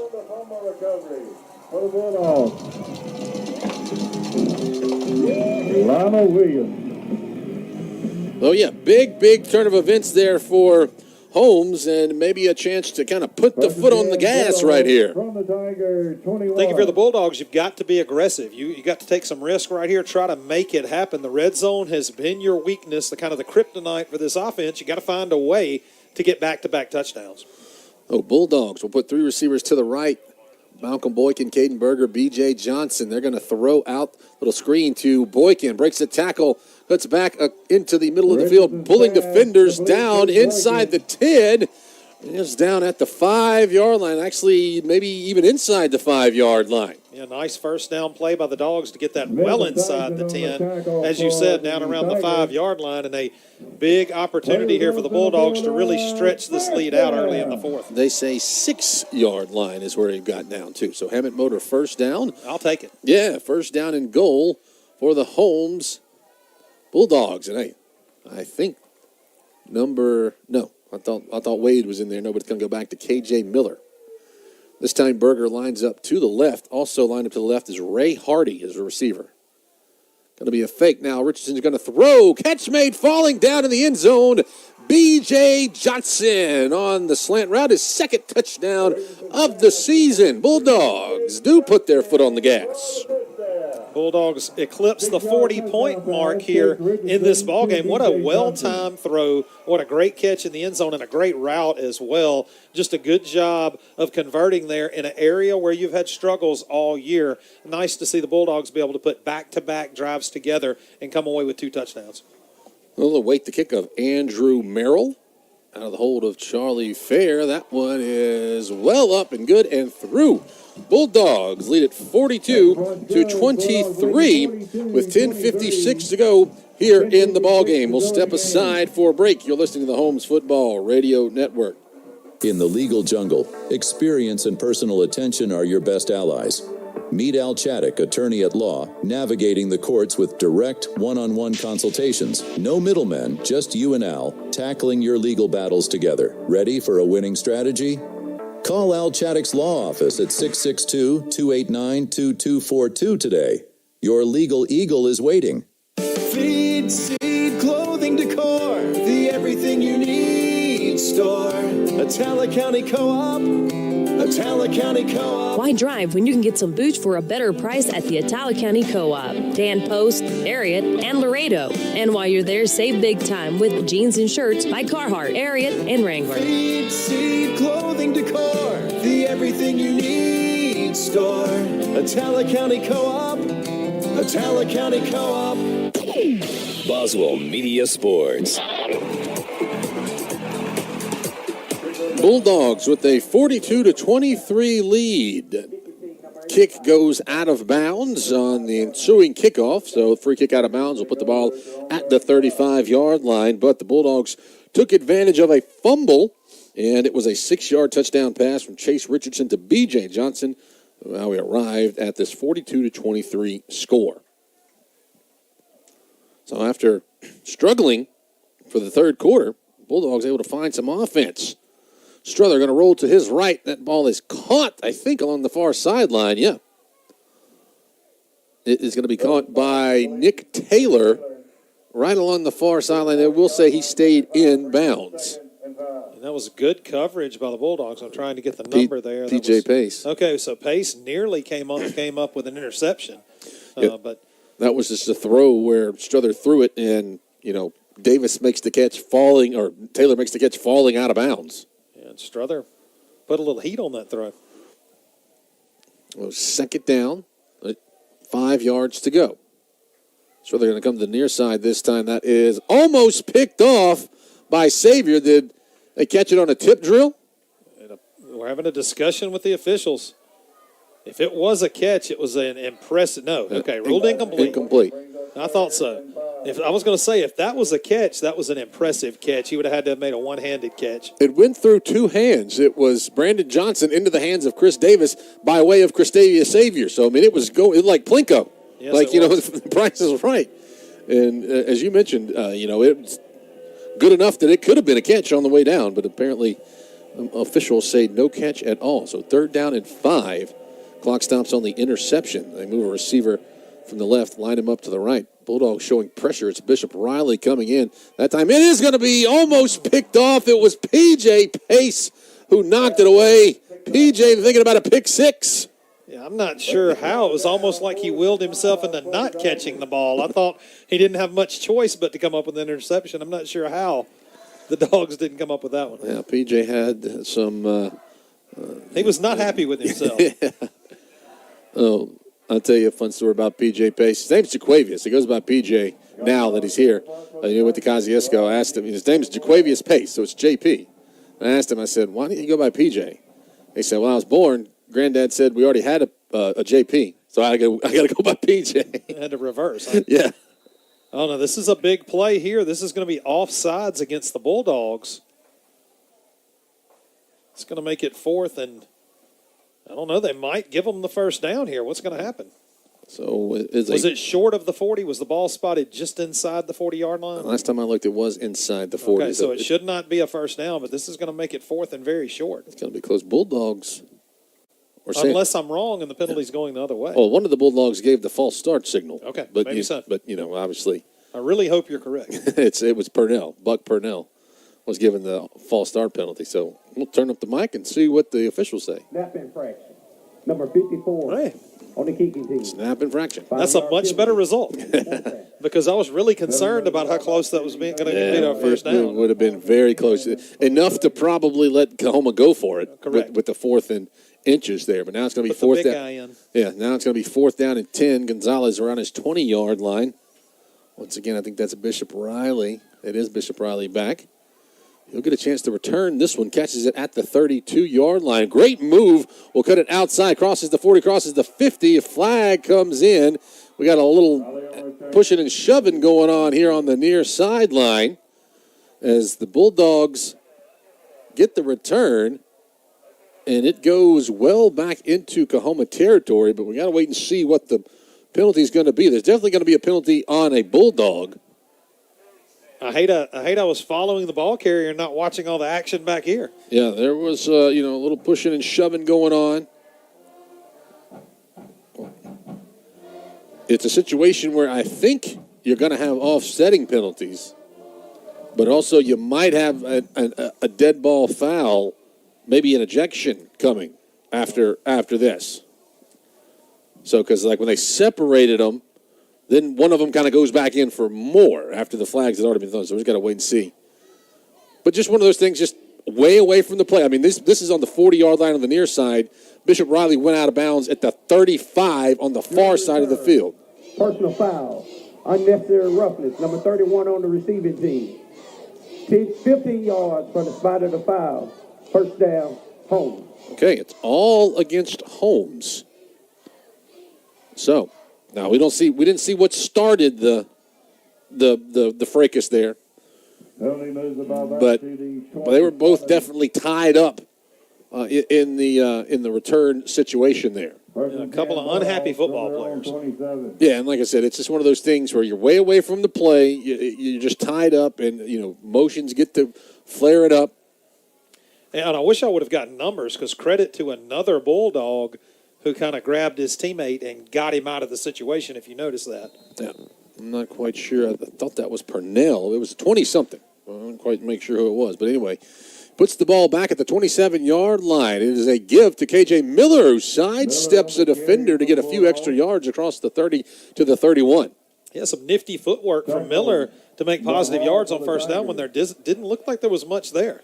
Yeah, Miller is your smaller of the two running backs. Richardson going to throw. This time catch made behind the line of scrimmage across the 30-yard line up to the 32-yard line. That's going to be Des McWilliams on the reception. It'll be third down about 4 yards. Yeah, McWilliams actually probably tackled by one of his own teammates. Ran into the back of one of his teammates, probably prevented them from converting the first down. Interesting. We haven't seen a pull-in tonight for the Bulldogs in at running back. No, we have not. I think, Coach did say he had a couple of guys kind of nursing some colds and different kind of ailments this week, so he might have been one of them. The third down, 4 yards to go. Going to motion McWilliams right to left. Richardson going to throw. Got a man wide open. Can't make the catch on the far sideline. Aiming for... Is that B.J. Johnson? No, that is Cam Joseph on the far sideline. He had come open, but just when he went up, had to go up the ladder to get it, couldn't bring it all the way down. Yeah, Isaiah Smith for COAHOMA just made a perfectly timed hit that separated the receiver from the ball. Clock stops on the incompletion, 8:49 to go. Bulldogs with a 42-23 lead. And Andrew Merrill to kick it away. There's a kick. It hits at the 33-yard line. The return man's going to try to pick it up and sneak one out. Taj Collum, but the Bulldogs are there to push him out of bounds. Yeah, I can't say that it was a bad idea. If he was able to pick that up cleanly and get one more step, he had some positive yardage. Had a couple of other extracurriculars going on over there on those guys. A lot of extracurriculars all over the field. Those individual battles on those things, right, where somebody knocks somebody down, and then when they go to get up, they pull the jersey back, and, you're just kind of those kind of things. But as it stands, they say that Collum got back to the 32-yard line with 8:40 to go in the ball game. Stick around for our Premier Medical postgame show. We'll wrap up and name Sullivan's Drugs and Gifts Player of the Game. 42-23, Struther hands off to the running back. That's the big man, Jones, running through there, and he gets across the 50 to the 49-yard line. I don't know about you, but if I'm COAHOMA, I'm feeding Jones a little bit more than what I've seen so far in this game. That young man It's got to be like... He can get down the field. It's going to be like 2 carries for 60 or 70 yards. Yeah, he's a beast. Right? The ball goes just over the 50 into Bulldog territory. A little quick throw out to the right side. Catch is made along the far sideline and getting enough for the first down. Down to the 38-yard line. I believe that was Catrone. How many times have we seen that? Just a little throw to the sideline, just a little turn around and catch the ball, and then let the receiver do the rest. Put the ball at the 37. Struther going to throw. That time he just throws it away. And how many times have we seen that? Yeah. Heavy pressure from the Bulldogs. Struther does not hesitate to throw it out of bounds over the head of his receiver. And once again, they were trying that same setup where they just leave 2 receivers run down the field. 1 receiver stays along the line and then just gets a dump-off valve. Yeah, and that time Struther tried the pump fake. I think he was going to try to get over the top to take the shot down the field, but everything was covered up by the Bulldogs, so he just had to get rid of it. So, second down, 10 yards to go. This time the formation's wide to the left side of the field, which is the wide side of the field. Struther going to keep it himself, run right up the middle, across the 30, and he'll just turn sideways and get out of bounds at about the 25-yard line. That's a great play by Struther. He just, a little bit of a delay quarterback draw, and he used a little bit of a shoulder fake to fake out one of the Bulldogs there at the line of scrimmage and turned it into a great gainer. Bulldogs get that hockey substitution with about 4 or 5 new bodies coming in, wanting some fresh legs in there. Clock keeps rolling, 7:19. Bulldogs lead at 42-23. Strother's a good athlete. He's a good player back there at the quarterback position for Coahoma. One receiver lined up on the near side here in single coverage is Chris Davis. He's being covered by Christavius Savior. Strother going to dump it off to Jones in that little swing route to the right. This time the Bulldogs with a great tackle by Jalen Towns. Only got about 1 or 2 yards. Yeah, first time tonight we've seen Jones stopped by a single Bulldog defender. Yeah, he is human after all. Yeah, great open field tackle by Jones. Should say by Towns on Jones. There you go. Clock under 7 minutes to go now in the ball game. Coahoma trying to cut into this Holmes lead. 2nd down and 8 from the Holmes 24. They hand off to Jones, and he's hit. He'll go down. He'll get about 3 yards. Trey Parker got the tackle that time. So the Bulldog linebackers have stepped up here to handle Jakevian Jones, who is 3rd on the depth chart for Coahoma. I should say 2nd on the depth chart tonight because Emmanuel Griffin, we've seen him on 1 drive. Starting running back. Now, correct me if I'm dreaming here, but no points in the second half for Coahoma, correct? No. None at all. Just a field goal by Merrill and the touchdown run by Wade and the pass to B.J. Johnson. 3rd down 5 from the 21. Strother going to throw out of the backfield. Hits to Jones, and the Bulldogs catch him for a loss. It's Trey Parker once again. Move it back about half a yard. You know, I feel like at this point in the game, the field goal, no, they are going to kick the field goal. I'm a little surprised. I thought you would have, with a 19-point lead by the Bulldogs, I think you'd leave the offense on the field. Last time they were in this position, Bulldogs came through and blocked it. But Damian Gonzalez. This one's set up to be a 38-yarder. Talented kicker from Pinson Valley High School. That's not in Mississippi. We don't have. I don't think so. We don't have hometowns here. Somebody knows where Pinson Valley High School is. Give us a text. Off the left hash, the ball is hit, and I think that's going to come up a little bit short. No good. Bulldog defense, special teams, flex its muscle, and it is Bulldogs will take over with 5 minutes to go in the ball game. Was that partially blocked? It might have been. I mean, it didn't. It was not struck cleanly, regardless. It might have been partially blocked. It didn't look like from the celebration on the sidelines, I think it probably was. And it didn't look like Gonzalez, because Gonzalez got a leg. Obviously, we talked about his 53 yarders, and he's been able to usually kick them pretty far. Yeah, it was not struck well. Yeah. The Bulldog offense take over. 4:59. Now Tavares Wade is back in at running back. Wouldn't be shocked if we saw a couple of gives to the former Hattiesburg Tiger.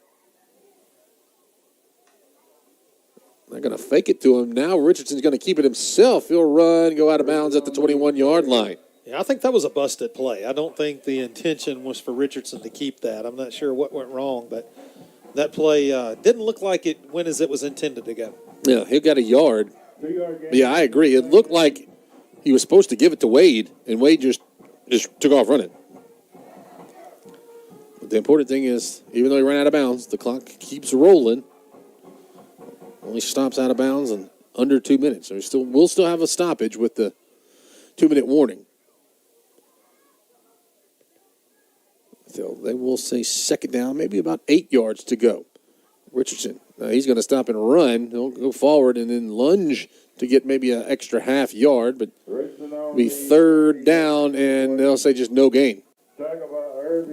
Clock will roll into 4 minutes. And, Cliff, this is where no play clock really hurts you because you don't necessarily know when you can get it down. I know the umpire back here will hold up 5 fingers to give you 5, but sometimes a lot easier seeing it on the board than reminding yourself to look at the umpire and the back judge.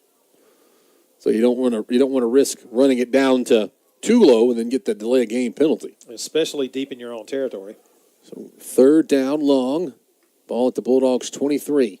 Richardson will throw over the middle. That is off his hands, incomplete. Amon on a crossing pattern for Andre Coleman, who's had a couple of good catches tonight. That time just thrown a little bit behind him, and the Bulldogs turn it over, or will be forced to punt with 3:30 to go. Yeah, that's something we've seen several times here in the second half of play. Throws delivered just behind the receiver by Richardson.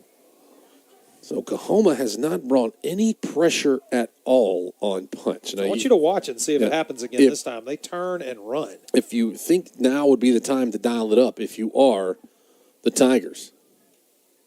No. They bring one guy. But Merrill, with the punt, that will send the return man back to the 35-yard line. Got a lot of room to run around the right edge. He'll get down the sideline and then run out of bounds at the 35-yard line. There is a flag right around the area of where the catch was made. Maybe a little bit in front, about 5 yards in front of where the catch was made. I'd bet you a lot of money that one's going to come back. I would believe so. So 3:18, we'll wait and see. It's going to be a quick discussion because the referee's getting ready to give us the call. During the return, holding. Number 7 on the receiving team. 10-yard penalty for the spot of the foul. First down. So hold will send it back, and that's big against COAHOMA because that's a spot foul. So not just 10 yards from the end of the run, that's 10 yards from the spot. So it'll go from what they say got about to the 35-yard line. It'll go back almost to the 35 yards, the 32-yard line in COAHOMA territory. That's a huge penalty. Bulldogs with a 19-point lead. 3:18 to go in the game. Keebian Gilmore checked in as a linebacker for the Bulldogs. They're handed off to Jakevian Jones, and the Bulldogs have him wrapped up. He was able to push the scrum forward on some second effort. And he'll get about 3, maybe 4 yards. Dante Drew and Carson on the tackle for the Bulldogs. And the clock is not the friend of the Tigers at this point. A low snap that time. Strother pump fakes. Now he'll dump it off. Almost a great one-handed catch off the fingertips of Nick Taylor. I think Strother's trying to throw that away. Yeah, and Taylor just goes up to get it. Taylor wanted to make the catch. Yeah. And he almost Can't blame him. Yeah, he almost did. He had one hand on it. But even if he catches it, the defender right there in his face had a tackle on him. Yeah, the defense for the Bulldogs, as I've said multiple times, in the second half has been a totally different defense than what we saw in the first half. They've bent a little bit, but for the most part, been solid here in the second half of play. So 3rd down and 5 from the 37 for the Tigers. Bulldogs bringing pressure, and Strother's going to step up and slide. He'll only get about a yard from where he started to slide and make it 4th down, 4 yards. Yeah, and in this situation, you'll take that all day long. A short quarterback run up the middle, keep the clock running. That's not hurting you at all if you're the Bulldogs. But now the punt team comes on for COAHOMA. They can take this down to the 2-minute warning if they choose to. I believe. Obviously, I don't have the play clock on the field to see, but I would believe that they could, giving what I know about the 40-second clock and everything. Yeah, they could take it down. Looks like that might be what they do. There you go. There it is. 2-minute warning. Bulldogs lead it 42-23. COAHOMA with a 4th down and 3. The punt team's on the field. We'll take our final 60-second break. You're listening to the Holmes Football Radio Network. In the legal jungle, experience and personal attention are your best allies. Meet Al Chaddock, attorney at law, navigating the courts with direct one-on-one consultations. No middlemen, just you and Al, tackling your legal battles together. Ready for a winning strategy? Call Al Chaddock's law office at 662-289-2242 today. Your legal eagle is waiting. Feed, seed, clothing, decor, the everything you need store. Atala County Co-op. Atala County Co-op. Why drive when you can get some boots for a better price at the Atala County Co-op? Dan Post, Ariat, and Laredo. And while you're there, save big time with jeans and shirts by Carhartt, Ariat, and Wrangler. Feed, seed, clothing, decor, the everything you need store. Atala County Co-op. Atala County Co-op. Boswell Media Sports. Timeouts for Bulldogs football are brought to you by Scarborough Building Supply, Highway 12 in Kosciuszko. Looks like COAHOMA want to stick with the punt team. It's Damian Gonzalez. It's going to be a fake. Jakevian Jones gets it. There's a scrum, and they're not going to get to it. They say no gain. Jones never went down, but the Bulldogs stopped the scrum. The Bulldogs were not fooled on the fake punt. P.J. Pace, Bishop Riley. Now, one of the Bulldogs was down, and he was injured. And some of the COAHOMA guys came over and were standing over him, so the Bulldogs took issue with that. And Trey Parker, he going to limp off the... He took a little shot to the midsection. Yeah, we'll say the midsection. Thought that was the politically correct description. Yeah. I'll just say he'll be okay. Yeah. He got hit where it hurts a lot to get hit. I'll just say things like that. See, you took that further than I took. Yeah, I was just describing the game. John Ford in at quarterback for the Bulldogs the first time tonight. He'll hand it off to Tavares Wade, who's upended across the, well, not quite to the 35-yard line. Bulldogs take over from the 39-yard line. And I think you run it a couple of times here and try to secure this win. Another give to Tavares Wade, and COAHOMA hits, actually lost a yard this time. Yeah, it'll be nice to get out of here at a decent hour tonight because it's not going to happen next Thursday night. Yeah, no, next week we're on the road to Booneville. It'll be a late one. Booneville, Northeast did not play its game tonight, so you take the binoculars. You see any black and gold in the stands? I bet there's some somewhere. Northeast coaches over there somewhere sitting around. Maybe watching the stream tonight. We're calling them out right here. Third down and 9. Clock will be at 1 minute when Ford takes the snap. He'll step up, rolling to his right, trying to get a man open. And now he throws, had a man. Coleman had a little bit of a separation that falls incomplete at the 20-yard line with 53 seconds to go. Yeah, he had him in a little opening in that zone defense over here against the sideline and just missed him. Let's stick around for our Premier Medical post-game show. We'll wrap this one up and give you a player of the game. Yeah, I've been thinking about that. Got some thoughts for you. Yeah, there's a lot of candidates. Always is, it seems like. So Bulldogs leave the offense on the field, leading at 42-23 with just 53 seconds left to tick off the clock. Bunch the receivers along the hash marks on the right side. Ford's going to drop the throw, dancing around. Now he's got a man open. Behind him, incomplete. Tavares Wade probably could have scored on that one. Ford threw it a little bit behind him, and Wade, he got his hands on it until you probably should catch that, but yeah. I think he tried to run a little bit before he got it. Yeah, he didn't just get one hand on it. He got both hands on it, and he touched it about 4 times. So that'll turn the ball over on downs. Bulldogs defense here with Ashton Struther and the COAHOMA offense. Maybe not one last opportunity, but one more opportunity, I should say, to cut into this 19-point lead that the Bulldogs have. Jones, the big man, still in at running back. Struther, flush from the pocket, stops, throws, out of bounds. Almost a great catch on the sideline. One of those offensive linemen over there. Skied for it. Yeah. We'll give him a shout-out, Russ Blankenship. 6'3" from Tupelo Christian Prep, TCPS.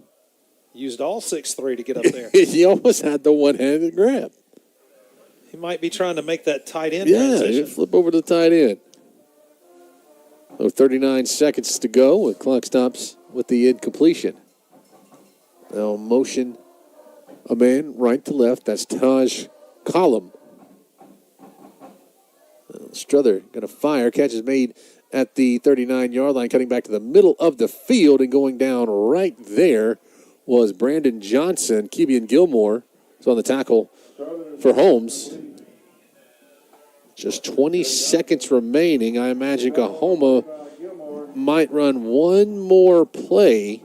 Yeah, I felt like COAHOMA ran 25 yards on the last play to gain 5. So, yeah, if COAHOMA wants to, they can snap it right here. They don't have to. It's going to be close. 2 seconds, 1 second, and that's it. They do not get the snap off. Holmes will win it 42-23. They move to 3-0 on the season and 1-0 in North Division play. Oh, stick around for the Premier Medical post-game show. We will wrap this one up and name our player of the game. Bulldogs get the 19-point win, and we'll be back after this here on the Holmes Football Radio Network. IMC Fabrication is the fabrication unit of Ivy Mechanical. The average employee at IMC Fabrication in Kosciuszko has been there over 18 years and is dedicated to providing a safe work environment. Ivy Mechanical creates these projects for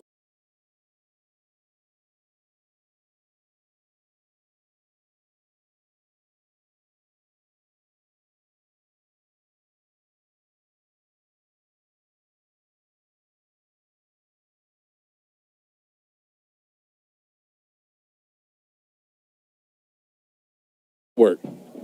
IMC Fabrication is the fabrication unit of Ivy Mechanical. The average employee at IMC Fabrication in Kosciuszko has been there over 18 years and is dedicated to providing a safe work environment. Ivy Mechanical creates these projects for